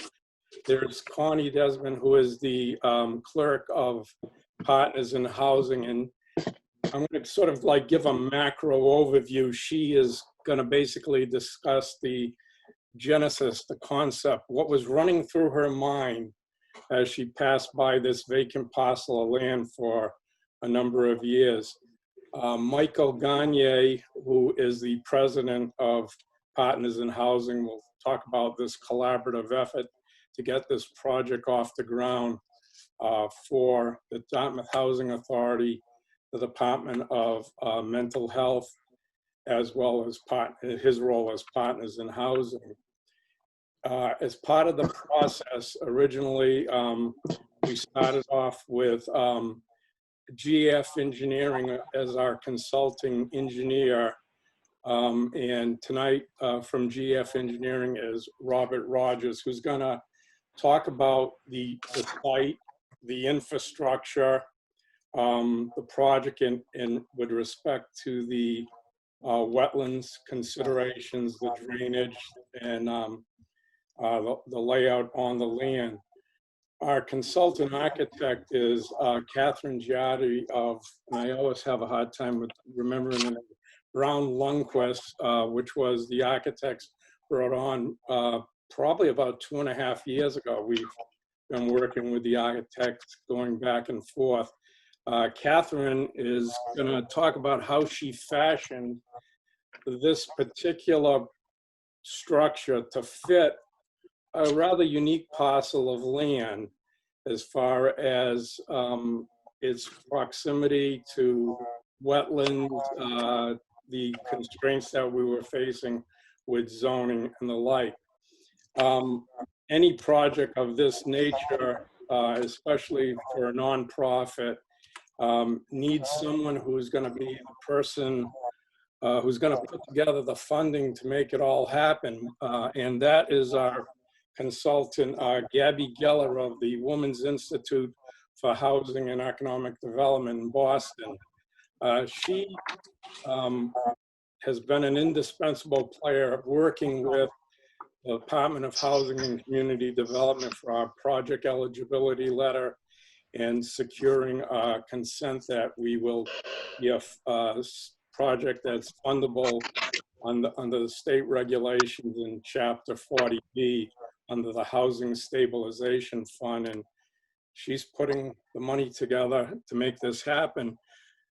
This is a rather unique project. It is a collaborative effort between the nonprofit, the Dartmouth Housing Authority, and the Department of Mental Health. And tonight from the Department of Mental Health, we have two individuals, Mark Bilton and Lisa Olson Vieira, who are going to discuss this project, what it means to the Department of Mental Health to provide unique living opportunities for 10 individuals in a area that is really, if it can be said, we have the 80-unit elderly housing project on Anderson Way. Just about 2/10 of a mile away, we have the veterans housing, and this will be another component that will really round out the housing in Dartmouth in this particular area. So those are the 7 individuals that are going to be called on, and I sort of foreshadowed what they're going to talk about as far as the presentation tonight. For my part, I want to just, before we start off with the individuals making their specific presentation, I just like to, as I said, give a macro overview. I don't know when this all began in Connie's mind. That's something that Connie will have to divulge, but it began with me 3 years ago when Connie asked me to look at the title to the Dartmouth Housing Authority's property on Anderson Way, in particular, whether there was any restrictions or impediments to doing further development on the site. And after I was given that task, I did in fact look at the title at the New Bedford Registry of Deeds and opined to Connie that there were no legal impediments with respect to the title, no restrictions, so that it was something that we could discuss going forward. We did initially address the fact that we did have one issue, is that the property is, as Chairman announced, is in a split zoning district, which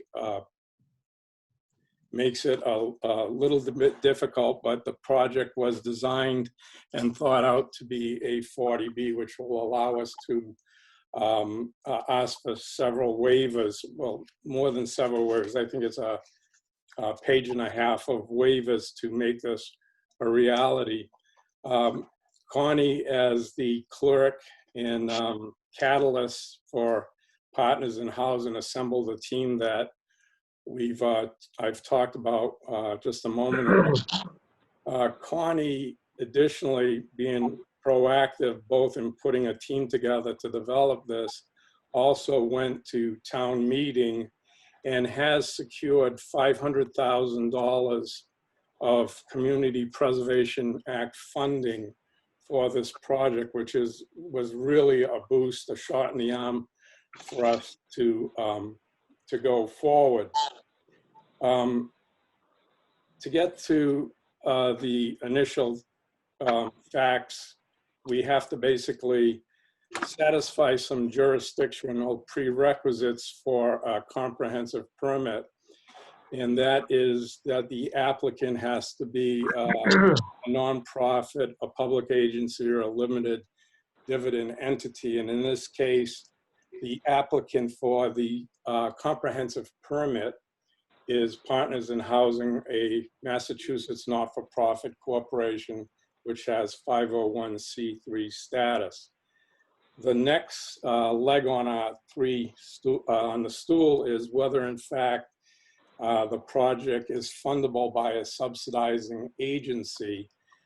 Gabby, working very closely with Department of Housing and Community Development, did secure a site eligibility letter, and it's in the packet that was submitted that it is a fundable project under the Housing Stabilization Fund. With respect to the third leg on our stool is whether, in fact, we have site control. The property in question has been entitled in the name of the Dartmouth Housing Authority for approximately 40 years. It has no utility to the actual operations of the elderly housing. A petition was made by the Dartmouth Housing Authority to the Department of Housing and Community Development to declare this land surplus and not essential for the elderly housing project. So it was declared to be surplus property. With respect to site control, there is going to be a 99-year ground lease between the Dartmouth Housing Authority for an approximately 42,000 square foot leased parcel at the southerly extreme of the parcel owned by the Dartmouth Housing Authority.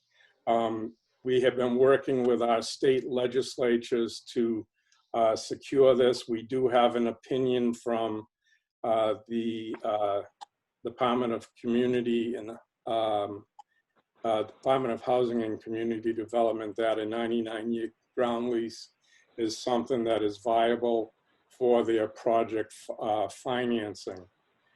As I said a moment ago, the site is approximately 42,000 square feet at the southerly extreme of a rather odd-shaped parcel of land that is owned by the Dartmouth Housing Authority. We're going to have a 99-year ground lease that will allow Partners in Housing to secure the funding to basically develop this 7,600 square foot building into 7 living units. 6 living units are going to be independent styled apartments with all necessary facilities for their occupants, meaning they'll have their own bathroom, kitchen, living room, and bedroom, and they'll actually have a porch to them. So those will be independent living units. The 7th living unit will be 4, and those will range, the independent living units will range an area of 665 to approximately 700 square feet, which is something that Catherine will go over.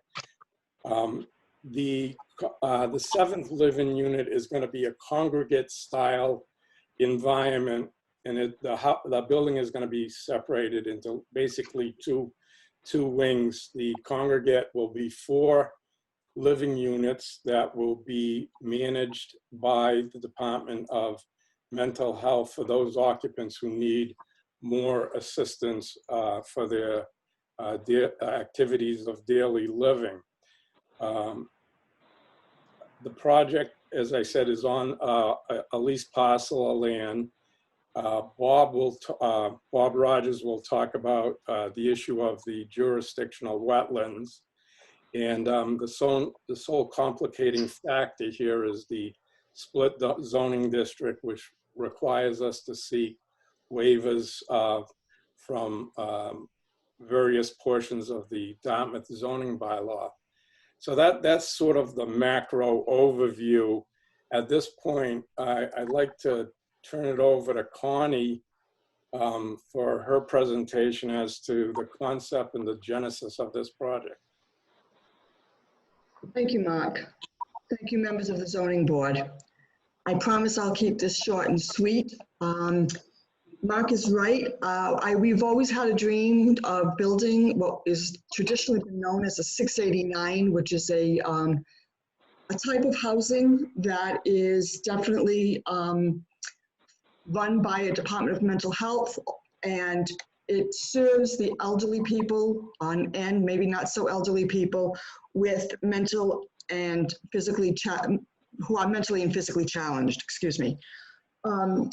One of the reasons why we have tried to do this is because, as Mark alluded to, we are in the midst of Anderson Way or the Richard Monroe Terrace, where we house 80 adults and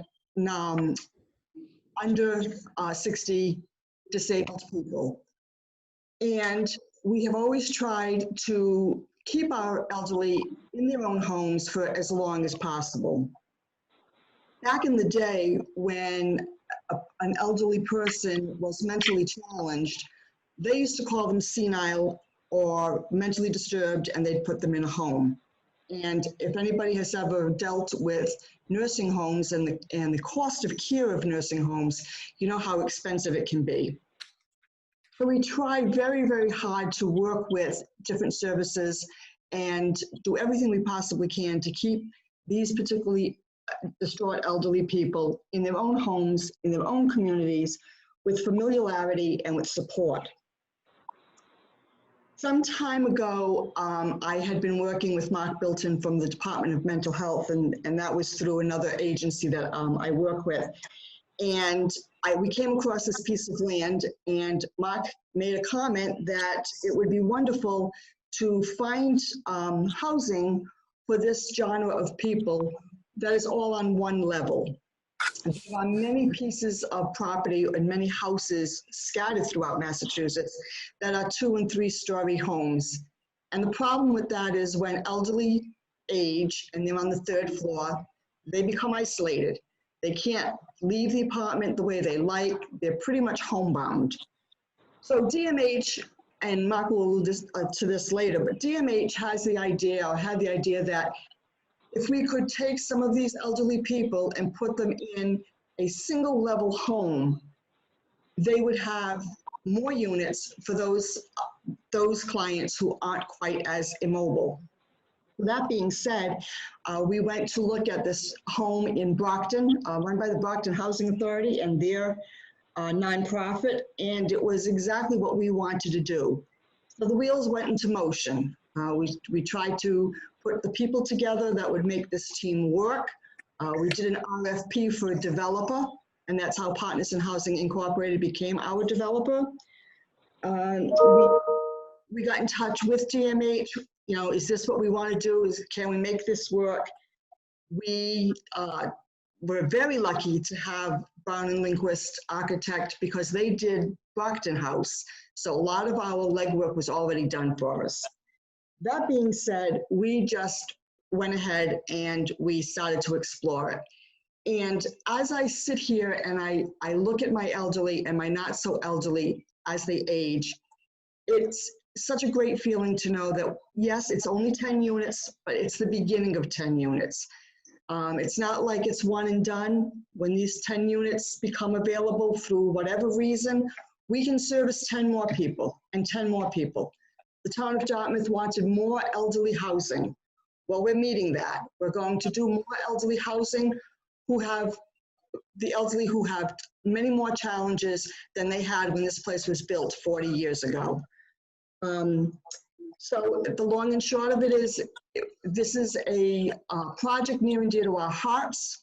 And that's why we I don't know if you folks know Joseph Mendes or Joseph Montero. They were both board members here at the Housing Authority.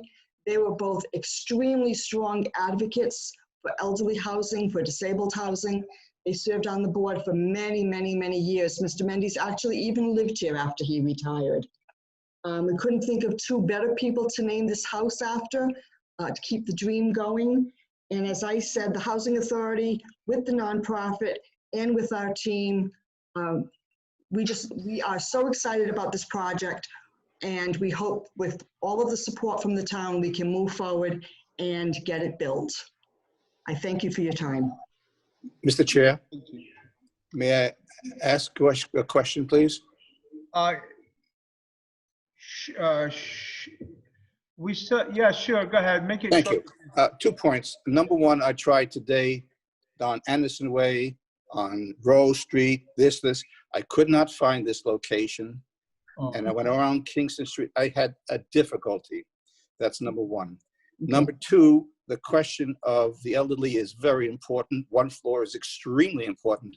However, the question I have for the whole group is this for Dartmouth elderly residents, or residents from Methuen, residents from Boston, or residents from the west part of the state? If it's for the residents of Dartmouth, it's a plus for you. If it's for residents out of Dartmouth, please explain. Okay, so I can answer both questions rather quickly. If you were coming up Anderson Way from the Route 6 side, you came up Smith Mills Congregational Church is on the right-hand side, I'm sorry, the left-hand side. Across the street is a big vacant lot. Matter of fact, we have our sign Dartmouth Housing Authority in the lot. That's the lot that we're proposing to build on. It's all fenced in. Is it on Anderson Way or is it on Kingston? It's on Anderson Way. It's on Anderson Way. As I said, if you come up from Route 6, it's the vacant piece of land on the right-hand side. Okay. And question number two, will you take care of that one? Question number two, we are making it our policy, and what we're doing is for near elderly, and Dartmouth residents will be given priority and preference. So they will be housed first. Later down in the presentation, DMH can explain to you what their practice is and how they get the clients to meet the house.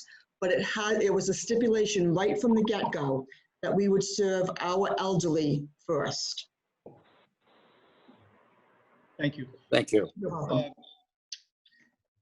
Okay, I think Attorney, you said we probably can proceed with the presentation at this time, and then we'll open to the, but we'll try. I mean, this is a first introduction of the project, so I'm sure the board members have questions. And then.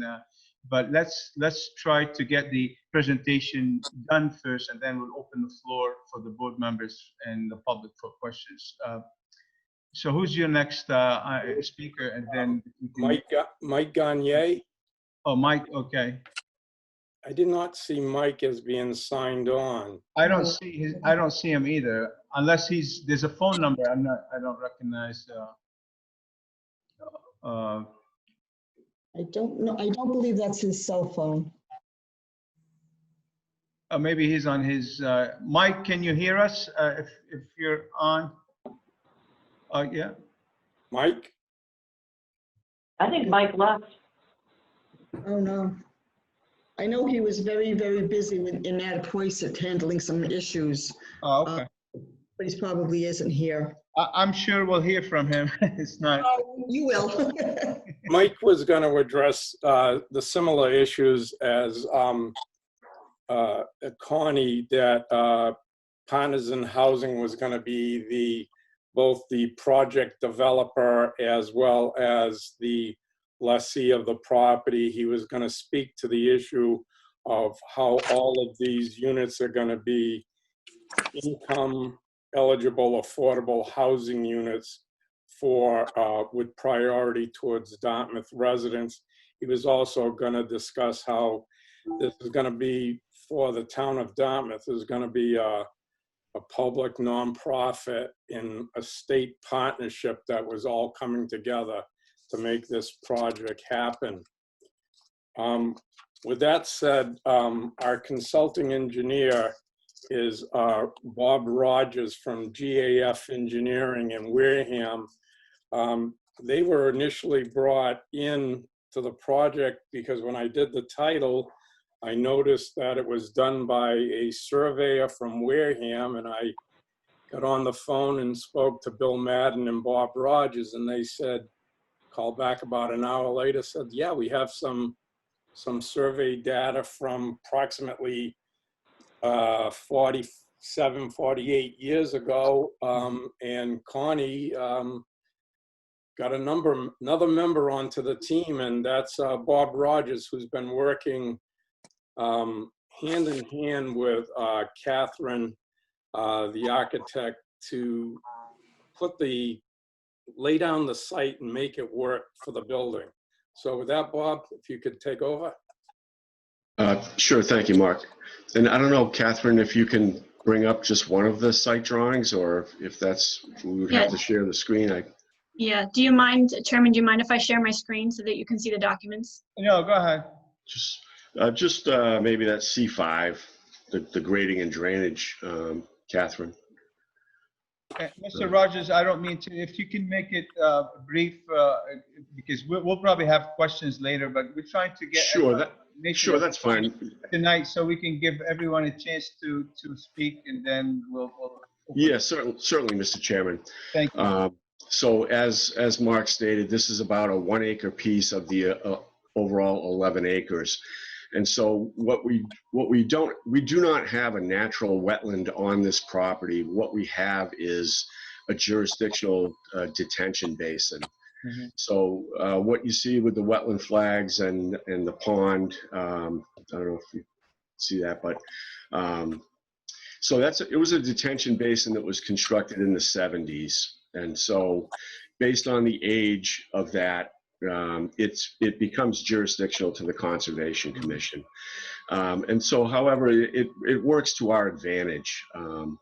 You know, we've got our building, we've got a 11-car parking lot between the building and Anderson Way. We have good circulation, one way in and out. We have very little grading, just enough to drain from the building outward. So there's only a couple, 3 feet of grade change on this property. We are creating a rain garden landscape feature between the parking lot and Anderson Way, as well as a separate infiltration basin on the north end. And so between those two drainage improvements and the existing detention basin, basically we're treating the detention basin as our design point for drainage, so that half of the acre goes into the rain garden or the infiltration basin. The roof runoff goes directly into the existing jurisdictional detention basin, so that the surrounding properties are protected, so that we meet stormwater management standards. We have delayed our filing with the Conservation Commission so that we could have an initial hearing with the zoning board and just make sure that there weren't going to be any design changes. You know, when we get in front of the Conservation Commission and we request an order of conditions, we want it to be for the project that at least has had enough of a review from the zoning board that we don't have to worry about, you know, having to get approval and then amending that order of conditions. All of the utilities are available for this project in the Anderson Way. We have gas, we have sewer, we have water, electric. In terms of fire protection, there is a hydrant very close by in Anderson Way, and this building will be sprinklered. As far as traffic goes, Anderson Way has very little traffic, other than when the church is in service across the street.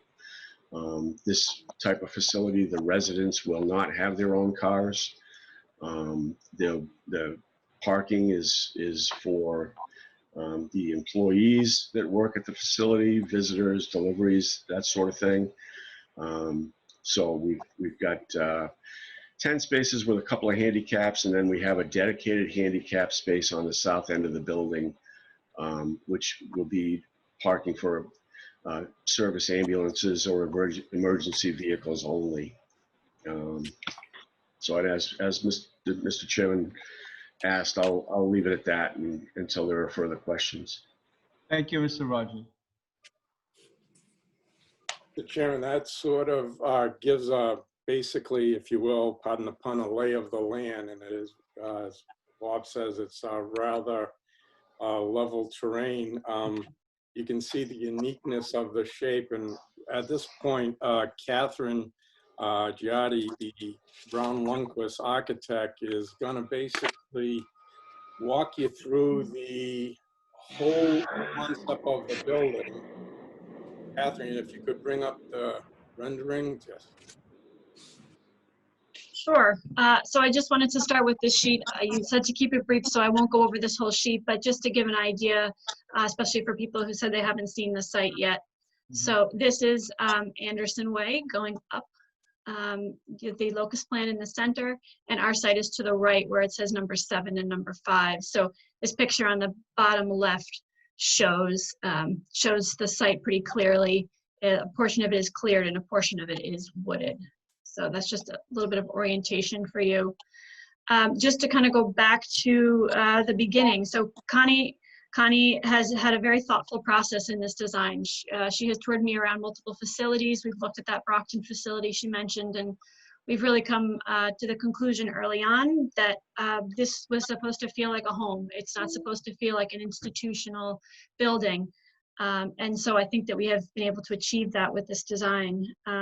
Energy efficiency has also been a major accomplishment for us here. We're really working on making it as efficient as possible, and solar integration was also an important feature. So Bob went over the site design pretty well, so I'll just give you a little bit more background. This is in color. You may be able to see things a little bit better. We have that storm drainage area on the right side here, and we also have an easement that is on the property. It's a Verizon easement. They have some equipment there. We are proposing to enclose that into a fenced off area, which it currently is not.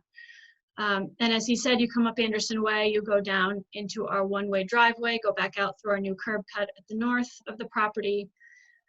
Project is well shielded with plantings in that drainage swale that he mentioned. With some large scale trees, and we have some flowering trees around. We have some ideas of some landscaping. So in our planting legend up on the left side there, I won't go over all of it, but those are some ideas of the plantings that we would have around the site. And so the main entrance is right off of this parking area, so very easy to accommodate anyone with mobility issues moving in and out of the building. So the entrance is in the center here, the right side that's red, that is the individual independent living units. And on the left side is the congregate space.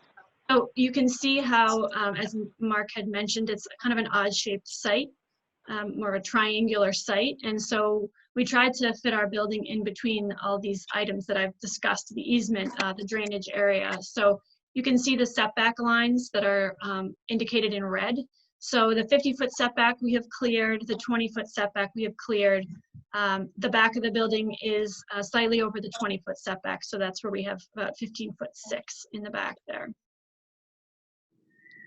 We already talked about the parking, we talked about those 11 spaces, and we have this dedicated van space. That's something that came up.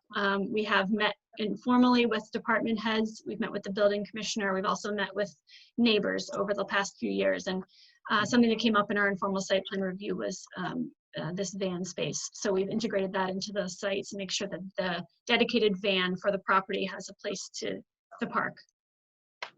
And you can see these wooded areas on our right and left of the building. So we're trying to maintain as much of the wooded space as possible going forward. Oh, let me just tell you that we do have a dumpster, an enclosed dumpster pad on the site already indicated. And you can tell, so the north is to the right. So a majority of our roofs face south, and we have some really nice large roofs. So you'll see in the elevations and in the renderings that we have ample space for solar panels. Let me just touch on the landscaping a little bit. I talked about the trees in the front, but I just wanted to touch on the back of the property. So both our building and the adjacent properties are close to the property line.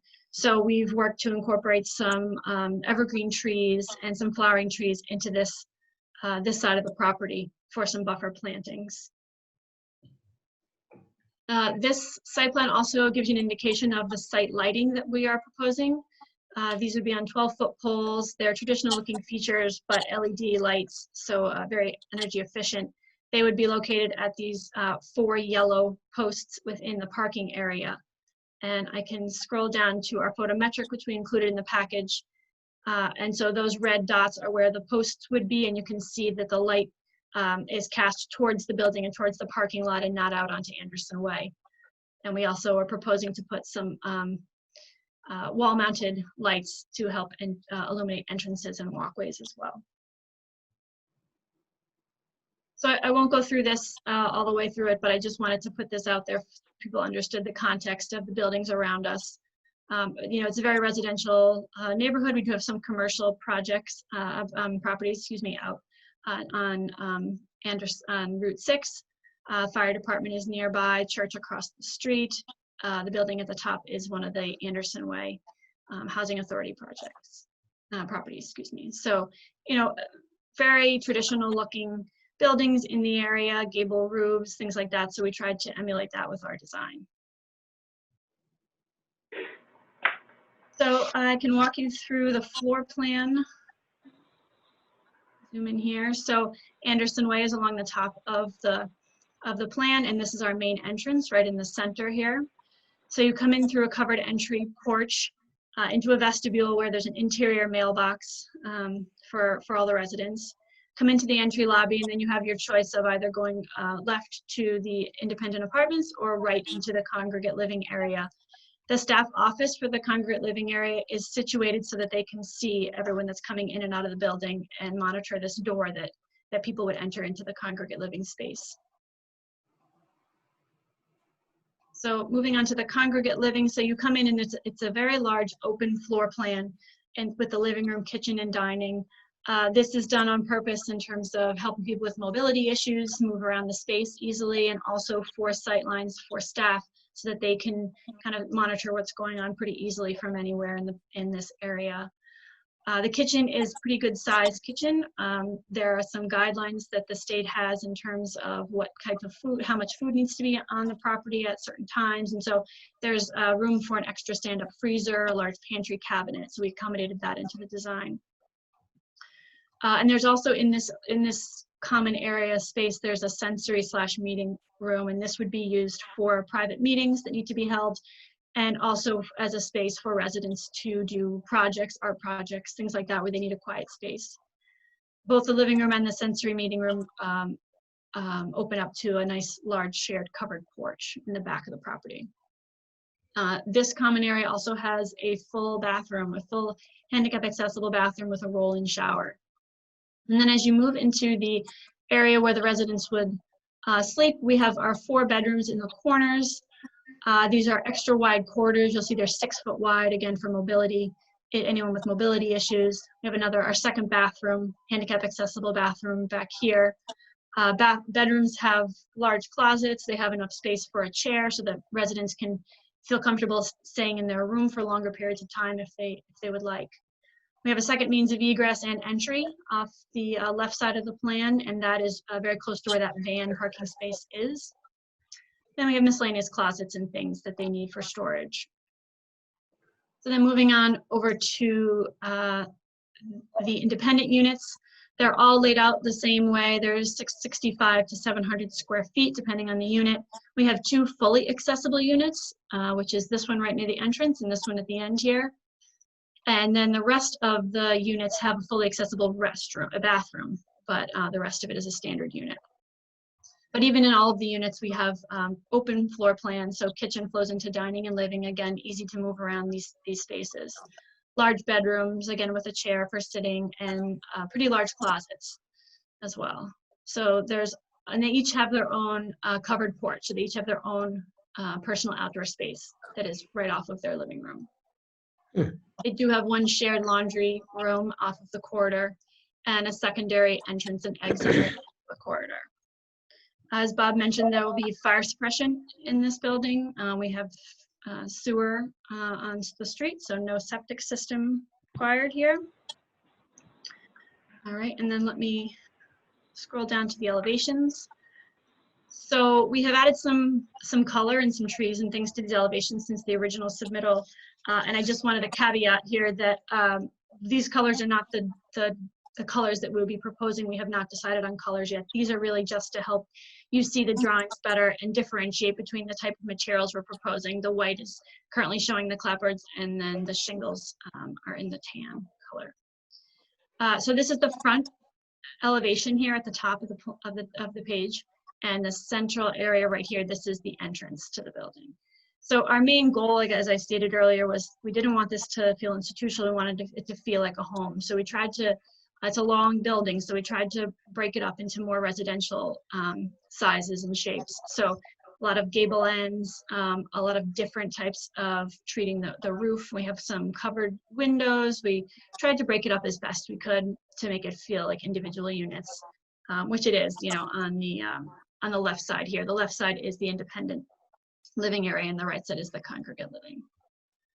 On the bottom here, you can see this is the south facade facing towards Route 6. So it's much more narrow on the two ends, and you can see the amount of solar panels we'll probably be able to achieve. You know, we'll hire a solar consultant, and they'll help us with that design later on down the road. And the bottom here, this is the rear elevation. Looks very similar to the front, very similar program. Although over here, where these two people are standing, that would be the covered porch that's off of the living and sensory meeting room.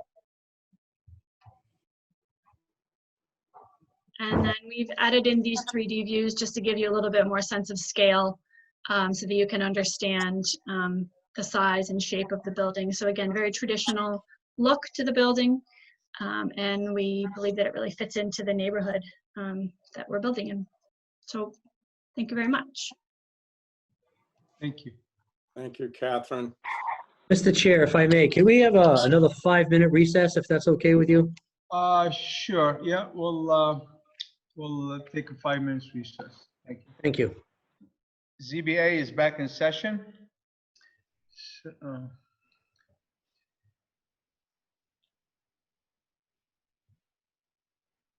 So, attorney, he's muted.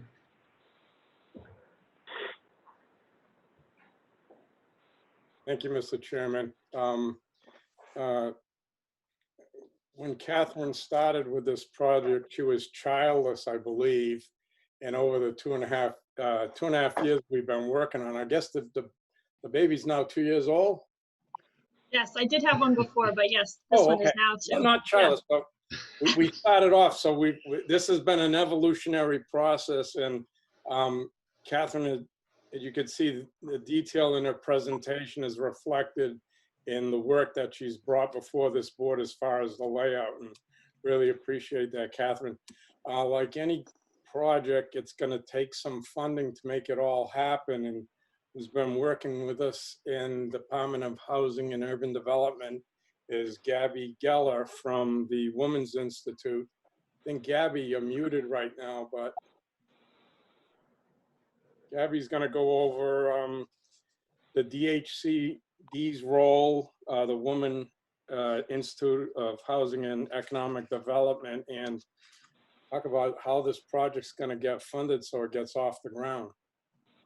Thank you, Mark.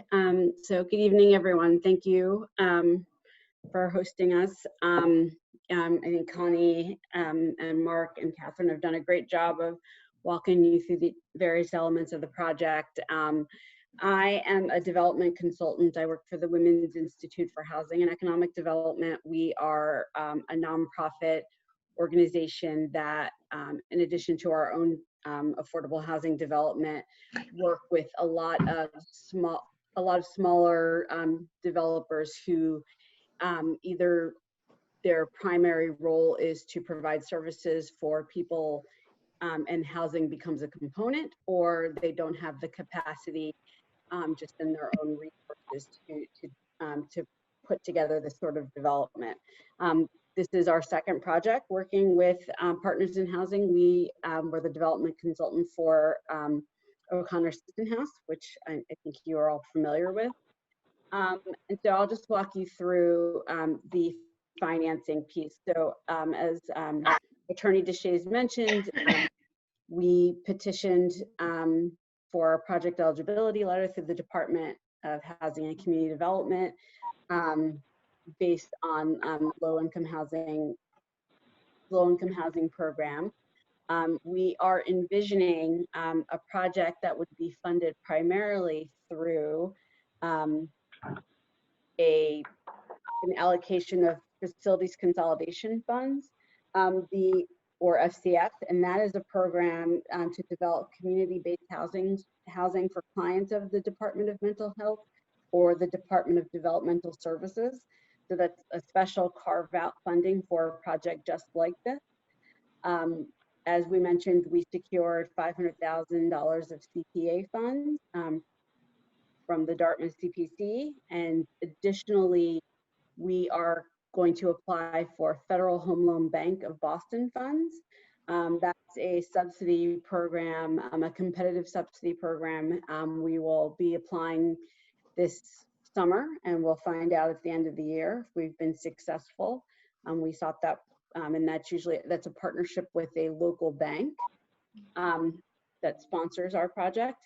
We will also be able to have a small amount of a first traditional mortgage that would be funded also through the Federal Home Loan Bank of Boston. So we would be able to get an interest rate that's subsidized. So traditionally, a project like this would not have to go through the Department of Housing and Community Development's competitive funding round. But in this case, all 10 units would receive rental assistance. And in order to get rental assistance, you do have to go through the competitive rounds. So we would look to have 8 of the 10 units funded with project-based Section 8 units, and additional 2 units, we would look for state MRVP units, which are the state-specific rental subsidy vouchers. Or in terms of, in terms of specific costs, construction costs, we are looking that the construction is going to cost about $2.1 million, which is about 67% of our development budget of $3.1 million. That number has been worked out with Collins Construction. We brought them on through a competitive bid process to initially serve as a construction management, which would provide us with sort of very real-time and very accurate construction numbers and become a part of the team very early on, which we have found very helpful in keeping prices reasonable and get that buy-in early on from a general contractor. And then, we, have various soft costs, which are the typical holding costs, insurance, and appraisal costs, our architecture costs and marketing. And then in terms of an operating budget, we work on how the property will operate over a 20 to 30-year period, so that we are managing, we'll have our rental income, which will be a 30% portion. That will be the individual person's income. And then the balance of the rents would be funded through the rental subsidies. And, to manage what, the house, as Mark will go through how the DMH project is a little different from a more traditional housing project. Partners in Housing would really be looking at managing sort of fees of managing the building. DMH would be working specifically with the needs of those tenants residing in the building. I think that's largely it. Where this is, a relatively speaking, it's a 10-unit project. The budget is relatively small. And at this point, we're able to manage to largely look at between the FCF funds that most of the funding will not necessarily be a competitive round of funding, which is a great advantage for this project. We look, assuming we'll have our zoning in place, we would likely be applying to the Department of Housing and Community Development in their next round, which would open sometime this fall, with applications generally due right after the first of the year, with a decision being made about a year from now. It's a pretty lengthy process. Thank you, Gabby. Thank you. At the outset, we talked how this was a unique collaborative project amongst various individuals. And what we want to bring in now is Mark Bilton from the Department of Mental Health, as well as Lynn Olson Vieira, who are going to talk to the DMH's commitment to the Mendes Montero House as far as staffing, servicing, selecting, and making recommendations to the Dartmouth Housing Authority for renting. Mark? I think you're muted.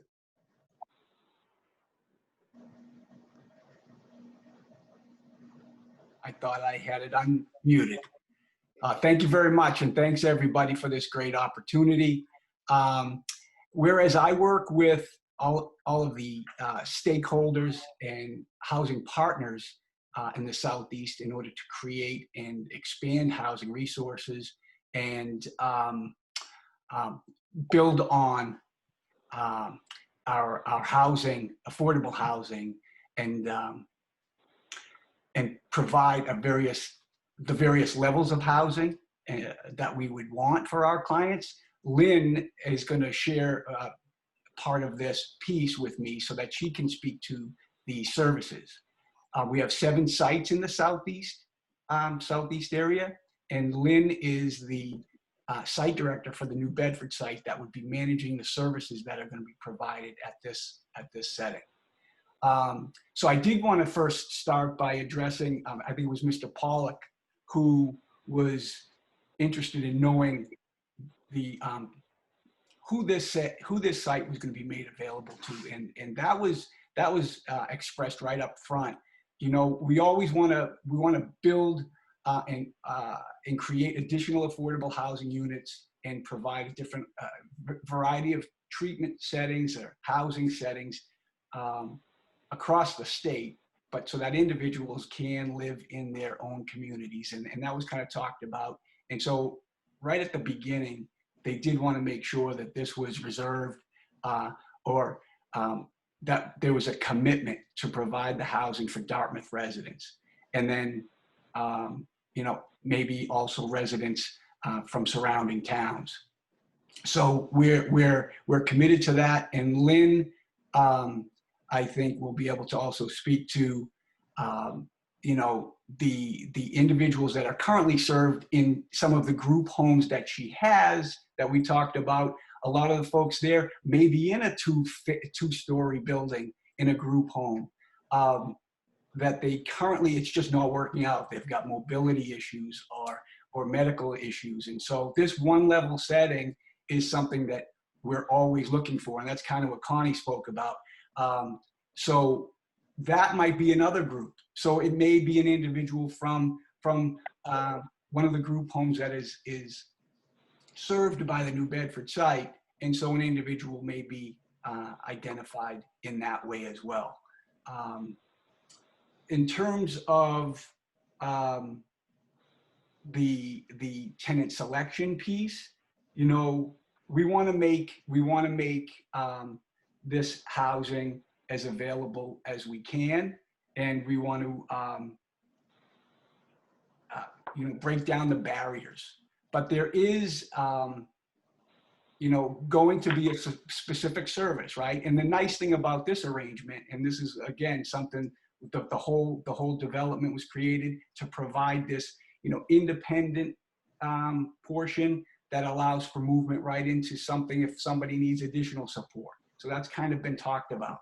But we want to, there's going to be a level of service provided in both, right? A higher level of intensity in the group living, but also services provided based on individuals' needs in the independent living side. And so that's really where tenant selection, where the focus of tenant selection comes. We want to make sure that each housing setting is geared towards the person's needs and that they're appropriately placed.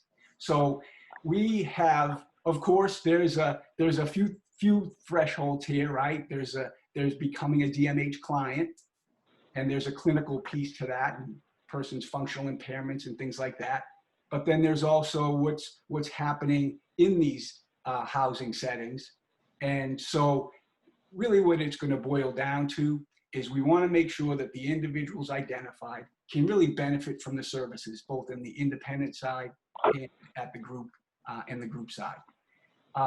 So Lynn can probably talk a little bit about some of the services that will be offered, or anything else I may have missed, Lynn, or any questions. Hi, I'm very passionate about this, similar to Connie. So people have an idea. So like Mark said, my office is in New Bedford, but my office covers Dartmouth, anyone who lives from Dartmouth to Wareham. The majority of the individuals that I service do live in New Bedford, but I cover all those other towns. And we don't have, this would be the first project. Right. I don't know if there's been a prior project in New Bedford between DMH and Dartmouth. So our goal, we do have a group home in Fairhaven. So that opened fairly recently. But if I have individuals now who are from Dartmouth and they need group home level of care, they have to leave their community. They have to come to one of my New Bedford group homes or maybe to the Fairhaven group home. So this is a great opportunity for individuals who are from Dartmouth, who they would need to go through a DMH application process, but that they wouldn't have to be displaced, that they would get to stay in the community where they live. And similar to Connie, I'm passionate about this. I'm passionate about housing. And what's different about this possible connection is that, I think everyone watches the news, and, more and more in the news, you hear about people struggling with mental health issues and people not getting the help that they need and kind of struggling in silence. And just so you know, I get calls from families from anywhere from Dartmouth to all of those towns that I cover on a weekly basis. So I get the calls from the family members. They don't know what to do with their mother or their brother or their husband or their son or their daughter. And all these families are struggling and they don't know where to turn for help. You know what I mean? And I'm glad that I'm here.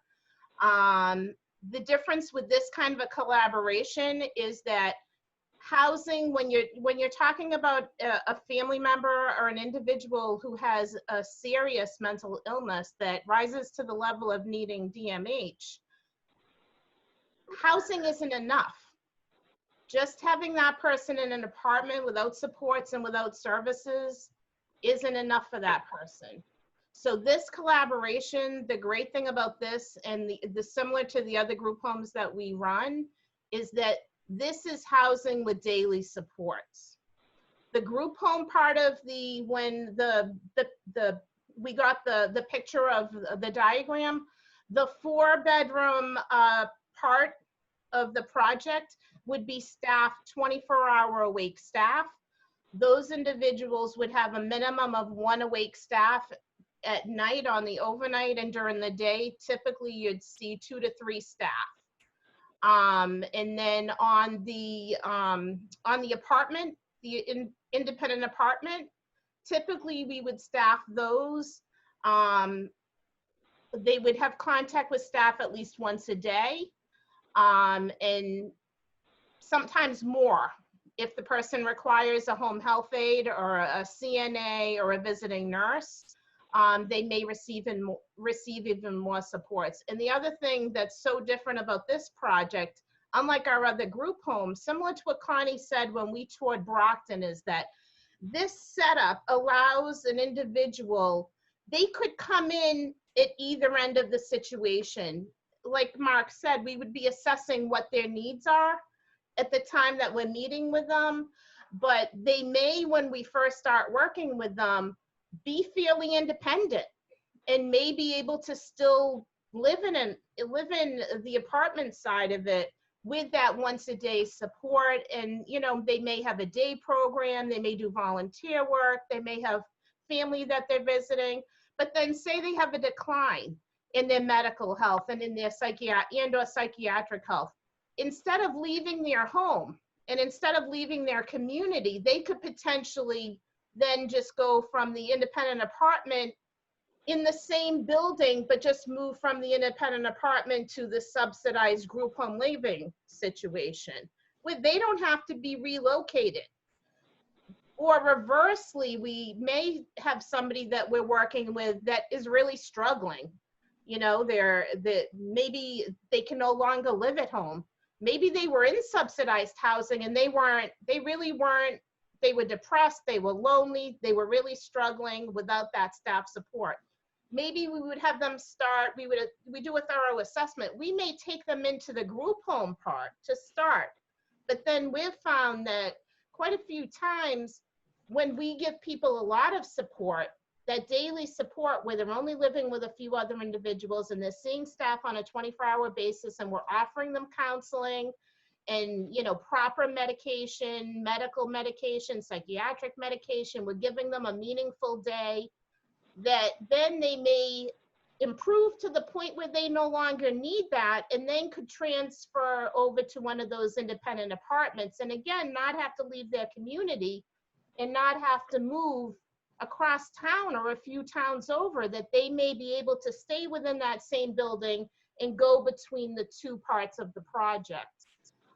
So this project really is unlike, you know, similar to the Brockton project, but just so you know, I have no other projects similar to what's being proposed here. Right now, I have both group homes and I have both independent apartments, but this is the combination of the ideal situation. So this would be a first of its kind in this area. And I can say even beyond that, because I worked many years in the Fall River area, and this doesn't exist there either. So, I mean, we're talking about a brand new state-of-the-art place, not only physically, but where, you know, individuals 55 and over, you know, from this community could stay out of nursing homes and stay out of rest homes and stay in their community with the services that they need. I mean, my job is really, I tell families all the time, and I tell the clients themselves, the longer I can keep you and your loved one away from a nursing home or a rest home, you know what I mean, we're gonna do it.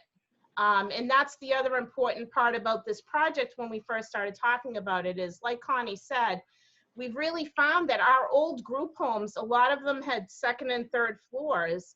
And as people age, and all of us age, you know, and knee replacements, hip replacements, this and that, we have individuals that end up having to, again, relocate from their community and from their homes, but because they can no longer do second or third floor stairs. So this project, again, has taken that into consideration, that again, as people age and they're more medically challenged, that they can again stay in their home and be in a handicapped accessible place, whether it be the group home side or whether it be the independent apartment side. So I couldn't be more thrilled and more excited to be able to have this in Dartmouth. And like I said, it's not enough. I get the calls every week.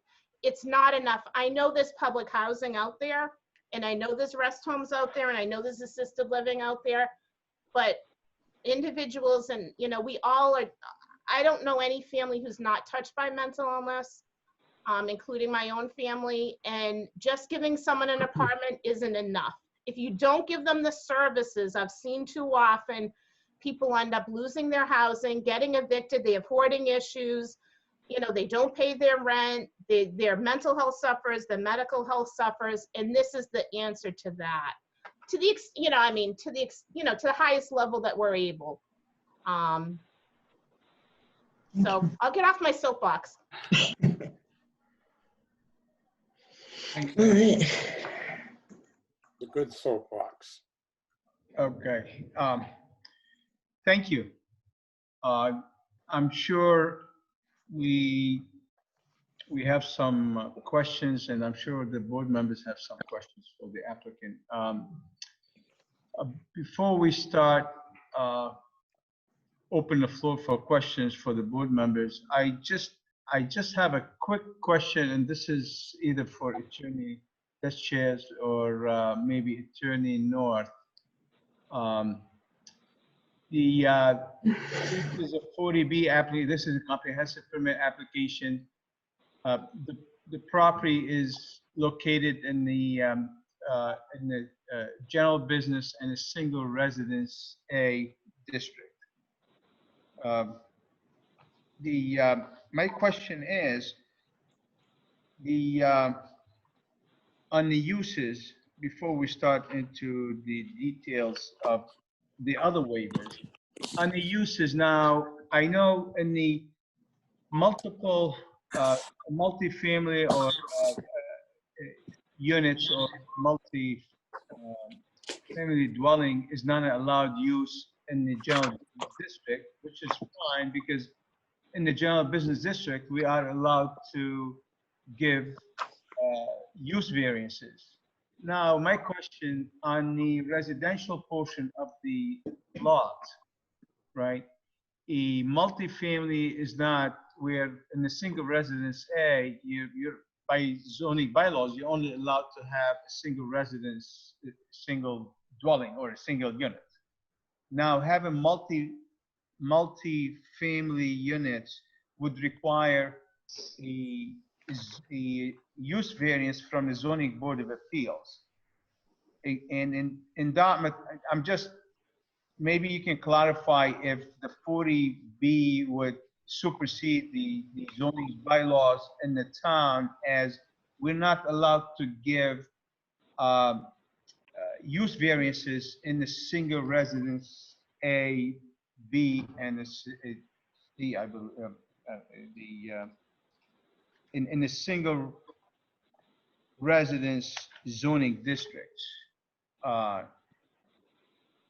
Mr. Chairman, with respect to that, as I started in the initial portion of my overview was when Connie asked me to look at it, that was the single thing that we identified right up front, that the split zoning district, residential housing is prohibited in the general business district. The 7 living units and a single resident A posed a problem. The only effective method to address this, in addition to the fact that it's going to be income-based eligible housing, affordable, was to pursue the 40B. I'll defer to your counsel, but that was the only way we could effectively make this, bring the project together, is to seek it under a special permit with the waivers requested. And the waivers requested, and I'll go back to what Mr. Bullard said in the initial meeting. I got a lot of help from your director of planning, Ms. Winders, as well as Michelle. We actually had a little sit-down meeting in which we all sat down and went meticulously, well, I should say, they showed me how to go meticulously over everything to make sure we had every component addressed. And we went through a number of revisions, and they were very helpful in coming up with, again, another collaboration. They worked with me. I went to them and I said, this is what I think. What do you think? And there's no barrier. It was, come on up. Can you be up in an hour and a half. Yeah, I went up, we sat down, we worked it out. So I would say the request for waivers are born out of the fact that we're doing a 40B. The compilation is largely through the good offices of the Zoning Board of Appeals and your Director of Planning that we brought everything together. Yeah, I'm not opposed to the project. This is not the impression I'm trying, but as legally as I need going with the 40B, Attorney North, is that going with the 40B, would that supersede the zoning bylaws that we have in the town? That's my question, that's all. Yes, Mr. Chair. And the 40B actually does supersede the zoning bylaw and requires, and that's because the legislature made a policy decision that because of the need for affordable housing in the Commonwealth, they would allow these projects to come in and essentially override local zoning requirements. And then, you go through the waiver list and identify the specific waivers from the local zoning bylaws that you're looking to waive. This is one of them. You do not need a variance, and the waivers are essentially, as long as they're reasonable, and we can talk about that later, I don't have any issues with them, then they should be granted according to the regulations. So you're on firm legal footing. Okay. There's no That's concern all. of mine here. Yeah, okay, thank you. Yep. That's all I have for now. Any of the board members have any questions at this time?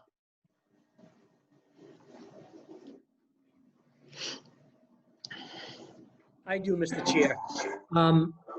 Attorney North, as you are well aware, we've been working for some time with the 40B project on Route 6. And there are certain requirements, and I would think, and I don't know whether or not because this is a smaller scale project, but we were able to engage experts if we needed to in order to make certain determinations. I would think that would also apply in this if it were necessary. I'm not saying that it is, but if it were necessary, is that a request that we could place upon the petitioner if we needed clarification with certain issues? Yes. Okay, including yourself and what you're providing us? Yes, absolutely. I mean, I'm here on behalf of the town. The petitioner doesn't, the town does have to pay for my fees. The petitioner doesn't, but if there are other experts that are required, that can go into the same type of account that's used in that other project, and the petitioner would have to fund that account. And we can certainly talk about whether that's necessary or not in this instance. Well, certainly this is not as extensive as the project on Route 6. We're not dealing with tremendous loads on a sewage system or water demands for inflow and things of that nature. But I was just wondering, in case that were to come up, if that would also apply to this particular project. It would, yes. Okay. Thank you. Thank you. So as far as the drainage, I assume that because they have to go through the conservation for a notice of intent, Wall would hire or have conservation probably would hire Gus to do the review on the drainage. There's no need to be redundant and to hire. I don't think we need, as far as traffic, this is a very small project. There's no need to hire traffic or a consultant on this.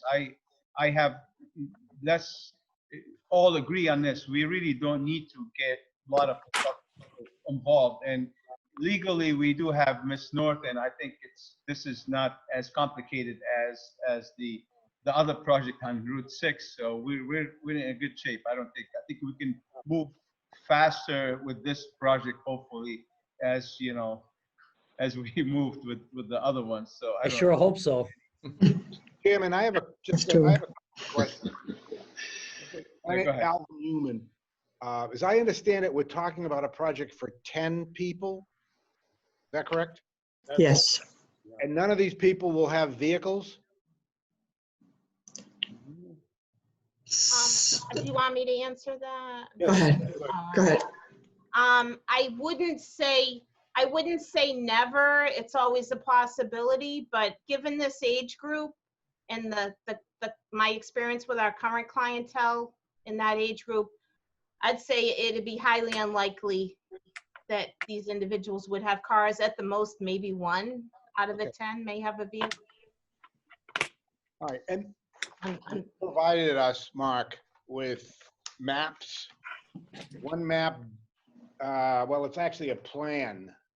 One dated May 12th, 2020. Another one, June 10th, 2020. Can you point out, or can somebody point out where the project is on these?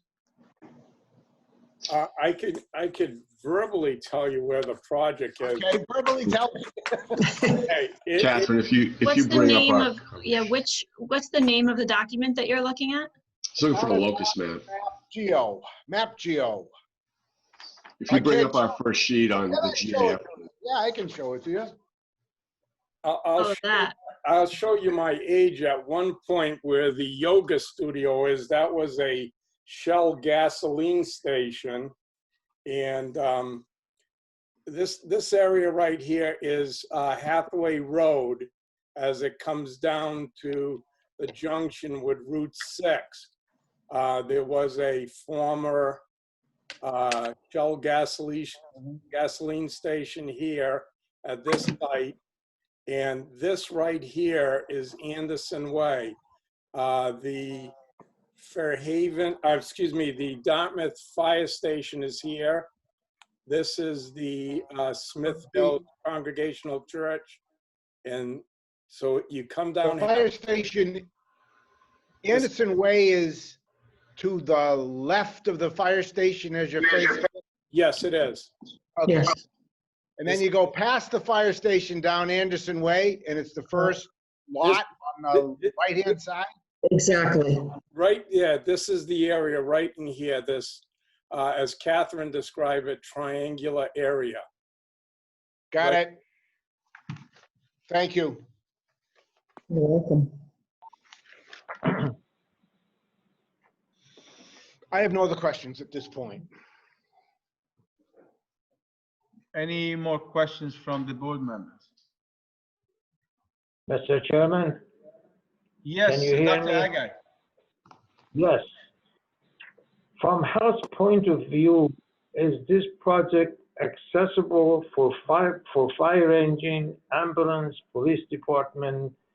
Because the topography and also the shape of the building, has it been run by the fire department and other authority to say yes, accessible, no, not accessible? Thank you.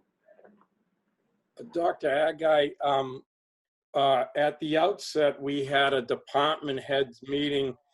It was probably almost 2 years ago, which the fire chief was there and gave a lot of input as to sprinklers, if we had solar, integrated solar, and access to the building.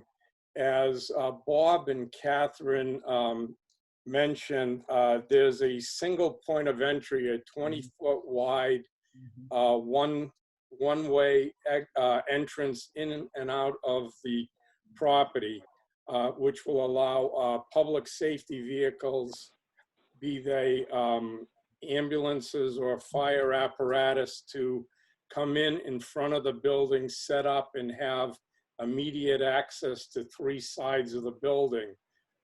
We will have, as Catherine, once again, right on top of it, it's a 20-foot wide single access roadway in, which will allow fire to have, and there's a fire hydrant, I think, within 100 feet on the westerly side of Anderson Way. So it is very accessible for both public safety from police and fire and EMTs to come into this area. So there is from the perspective of the fire inspector, we had, we met all his concerns, and there was no further input from him as far as where we are right now in the planning process. Thank you. Mr. Chair, Yes. Ralph Pollock. As I said before, the first floor plan is a wonderful one. Accessibility, et cetera, for the older population that have their mental health. We're at an era now of COVID-19. There's a communal kitchen. We're in a tough situation here in the United States and elsewhere. How do you propose with the community kitchen, et cetera, that isolation can be obtained? Thank you. Thank you. I'll leave it up to Attorney Discharge, or, I mean, this is a temporary situation that we're dealing with. We've been in the process for about 3 years. Obviously, the pandemic that the country is facing right now puts a question over all kinds of living situations, whether they be apartment complexes, hotels, or the like. Singling out the Congregate is no different than, it's a rather confined space. We couldn't, that wasn't in our calculations. That's a medical issue that would have to be addressed. And yeah, I guess the only way I can say that we have to deal with it in the future. If I could interject, just based on my working with another 689 in Swansea, as a matter of fact, that it is 2 sides of congregate housing, and the staff at that house have had to meet some incredible tasks with keeping people isolated. They've done a terrific job. They have been following all of the COVID CDC guidelines. They've stepped up to the plate. And as Mark just said, none of us have been prepared for this. Even in my elderly complex here, we've had to step up and do things that we never dreamt of doing, but we're making it work. And I think that with the partners that we have with GMH, they're right on top of things. And I can say that right from the get-go, based on the other house that I'm working with. So I really don't think that it would be, of course it would be alarming, it's alarming everywhere, but I strongly feel that they would step up and we would do what needed to be done. And they do have 2 congregate sides where they make meals together and they share daily routines. It's Lynn again. Connie is right that all of our group homes and the vendors that run the group homes for us, they all have to follow strict residential guidelines around CDC and quarantining and cleaning protocols. I will say one thing that speaks for our vendor is partially luck and partially because of their diligence around cleaning and social distancing and use of PPE, is that we've only had one since COVID started here with the, when I say New Bedford, I mean Dartmouth to Wareham. We've only had one location since COVID started that we've had to quarantine. So I know part of it is luck, but part of it is, like I said, the agency and the staff's diligence on following the cleaning and the PPE and the distancing and the masking. So, but yeah, there are strict expectations for residential settings.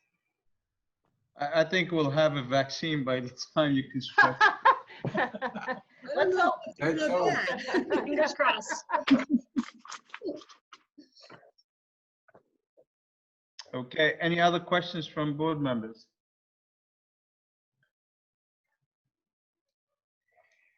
No? Okay. This is a public hearing, so is there anyone in the audience who's here for this case that would like to voice their opinion? Mr. Chairman, if I may. Yes. Steve Giosa with SciTech Engineering. I actually represent the two direct abutters on the east side, the people who own 6 Hathaway Road and the people who own 10 Hathaway Road.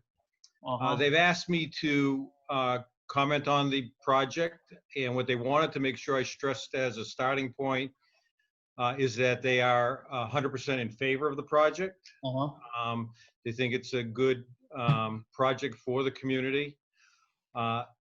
Their only concerns, and the two landowners are 6 Hathaway Realty LLC and the Karam Family Trust. The Karam Family Trust owns 10 Hathaway Road, which is the residential property, and the 6 Hathaway Road is the commercial business next door, a little closer to Route 6. Is that the construction business with the? Yes, yes, it is. Yep. Right.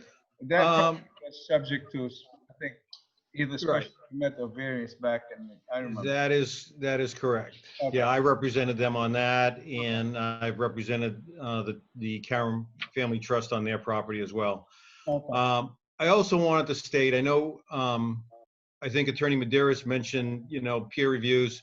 You've got a good engineer with Mr. Rogers there, an excellent engineer, not a good engineer, an excellent engineer, and GAF is a good firm. So they do have a good quality team working on this project. So we have no concerns regarding engineering on the project. Our only concern, and it's just really more of a question to see if there's something that can be done to address it, is when you look at the site plan, the building is relatively close to the east property line. I know that it looks like there were some buffer plantings being proposed along that side. And I guess the question is, what are those plantings? Can they be more maybe linear, creating a more of a hedgerow type buffer screen between the two properties? The adjacent building, the large adjacent building that you see, that's the 6 Hathaway Road site. And you've got a nice cluster of trees there, but when you go move a little bit further to the north, behind the little red shading on the building, the plantings look a little more sparse, and that's the residential property. So whether there's any consideration either for a solid fence or just some additional plantings to create a more effective screen, that's really the only comment or concerns that they have. And we just like to see if there's something that can be done to address that. But other than that, we think it's a good project and good for the community. And I think you got a good team working on it. Can I just add something to that? That is one of the things that we discussed about putting up a fence toward the back. And that's something we've discussed with my board.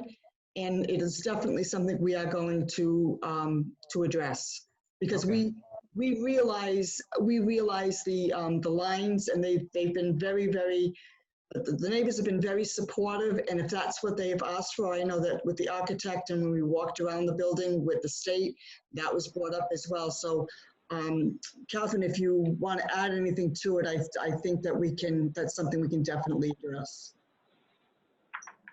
Yeah, I mean, as you mentioned, we do have a thicker cluster of evergreen plantings behind the commercial residence, because that one is much closer. But yes, I mean, it's something we can look into in terms of the type of plantings that we have behind the residential property as well. Okay, excellent. Like I said, that's really the only concern from a direct abutter standpoint. And other than that, we think it's a nice project. Thank you. We appreciate that. Thank you. Yeah, I think they can accommodate some more buffer planting for buffers, not an issue. So that would be revised probably on the next set of plans, right? I assume that when you come back. Yes, we can make those revisions for the next hearing. Okay, thank you. Excellent. Now I can go have supper. Good evening, Eat everybody. before the meeting, Steve. Good night. All right, thanks. Any other comments from public on this project? Yeah, I will. No. We do have a letter in the file that was sent to Michelle, and the person wants us to read this into the record. This is from in a butter, Susan Griffin, and she lives on 16 Seminole Road. Seminole.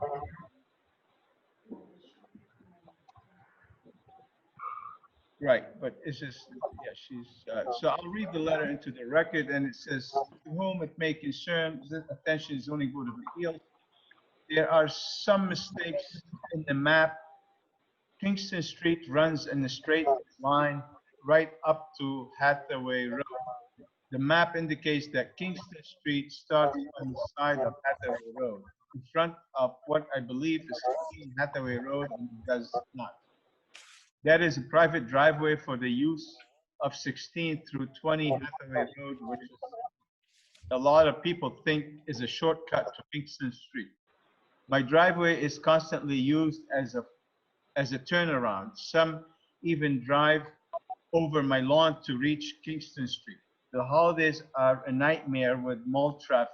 I can only imagine that will happen when they disband Tucker Road and divert traffic to Hathaway Road. My family has owned that property for over 80 years, and it was left to my father by his own. I grew up in that house, and members of my family have lived there ever since. Even enough already, this is unfair to the few of us who have to put up with all the additional traffic. This is a very large building, and the end result will be detrimental to those of us who still reside there. I'm only speaking for myself and have not spoken to my Hathaway Road neighbors. Please consider the impact this will have on the few residents who still consider this their home. Sincerely, Susan Griffin, 16 Seminole Road, Dartmouth, Mass. So this is, we have it on the record. It's a letter to, I guess I would say, concern about the traffic. The traffic of 10 units, most people don't drive. I don't think a traffic is an issue on that from the large building or the development, but we'll have it on record, and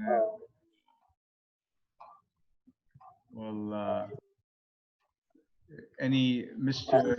Attorney, Ms. Chairs, any or Mr. Rogers, you're the civil engineer on this project, right? But as far as traffic, I know I mean, I'm in this line of business. 10 units for for disabled developmental people that most of them don't drive, won't generate any traffic that would change any traffic characteristics on. Mr. Chairman, Mr. Chairman, if I just might add that this proposed building is so close to Route 6, people will just be entering and exiting onto Route 6. I don't know. It seems to me that Seminole Drive may be north of this project, but there, you know. I understand. Traffic will be coming in and off on Route 6 with a stop sign intersection, the existing intersection. None of the immediate neighbors are going to notice any effect of this new building, you know, beyond the construction phase, I would say. Right. I agree. Thank you. Any other comments, concern, questions from the board members at this time? I think no one is in the public. We had Mr. Giosa left, and back to the zoning board members. Any more questions for the applicant at this time? I don't have any questions, Mr. Chair. I don't, Mr. Gardner, any questions? I think he's muted. He's muted. You got to unmute Bob. How's that? Can you hear me? Yeah. Okay. Any questions or you're good? I have no questions at this time. Okay, thank you. Attorney Human, I have no questions. Dr. Igai. No questions, thank you. Okay, Dr. Pollack.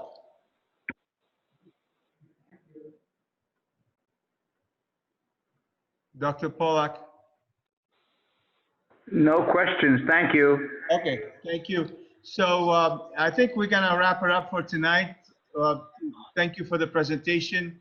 The next step, I would think, I don't think we have any comments on the layout. It's a nice layout on the site. You have one way in, one way out. You have a 20-foot drive aisle. It's plenty for a one-way. I don't think, you have the required parking. You have probably more what's required. You address your stormwater management. You address your lighting. The next step, I think, would be to go through conservation, because this is a process that probably take you, and I'm not sure, Attorney North, we should, right now, we're not ready to vote on this tonight, or I think the next step would be for them to go secure the environmental permits from conservation and then come back to the zoning board of appeal, correct? Yes, exactly. That's my exact recommendation, which is I would like them to get filed with Concom, see how that process goes, make sure that there are no changes to the project layout or the site through the Conservation Commission, and then come back and wrap up, either do any updates or wrap up with the zoning board after they get their Concom permit. I agree. Great, thank you.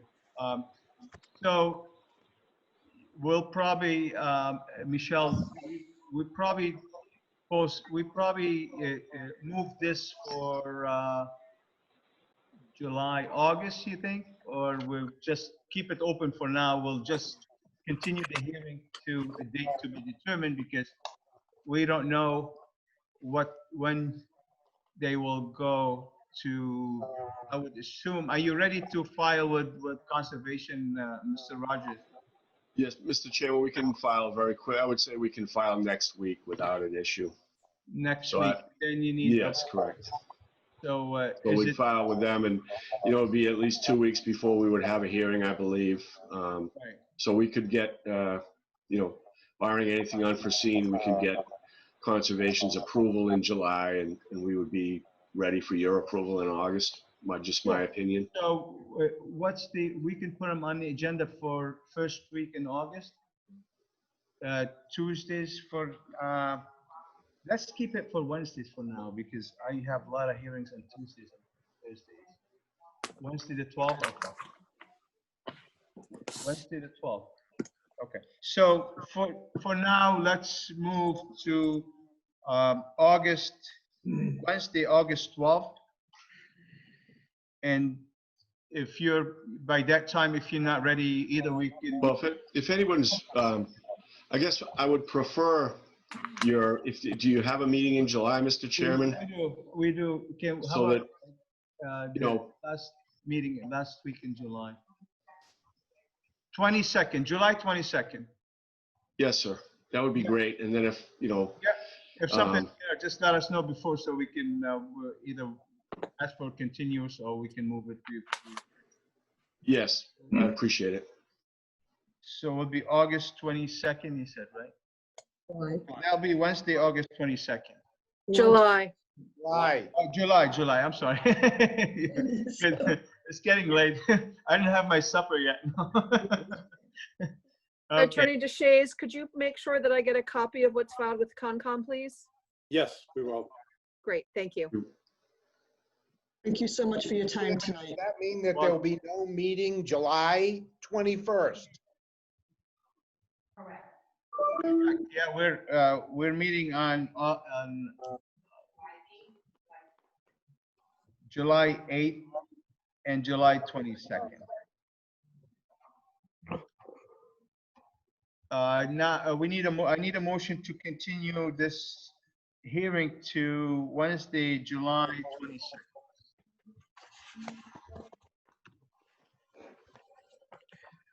I make a motion that we continue the hearing for comprehensive permit case number 2020-08 to July 22nd at 6:00 PM. I second that motion. Pauline Chuba, aye. Aye. Michael Maderis, aye. Okay, thank you. Thank you so much. We appreciate Thank your time. Mike, I need a motion to adjourn for tonight.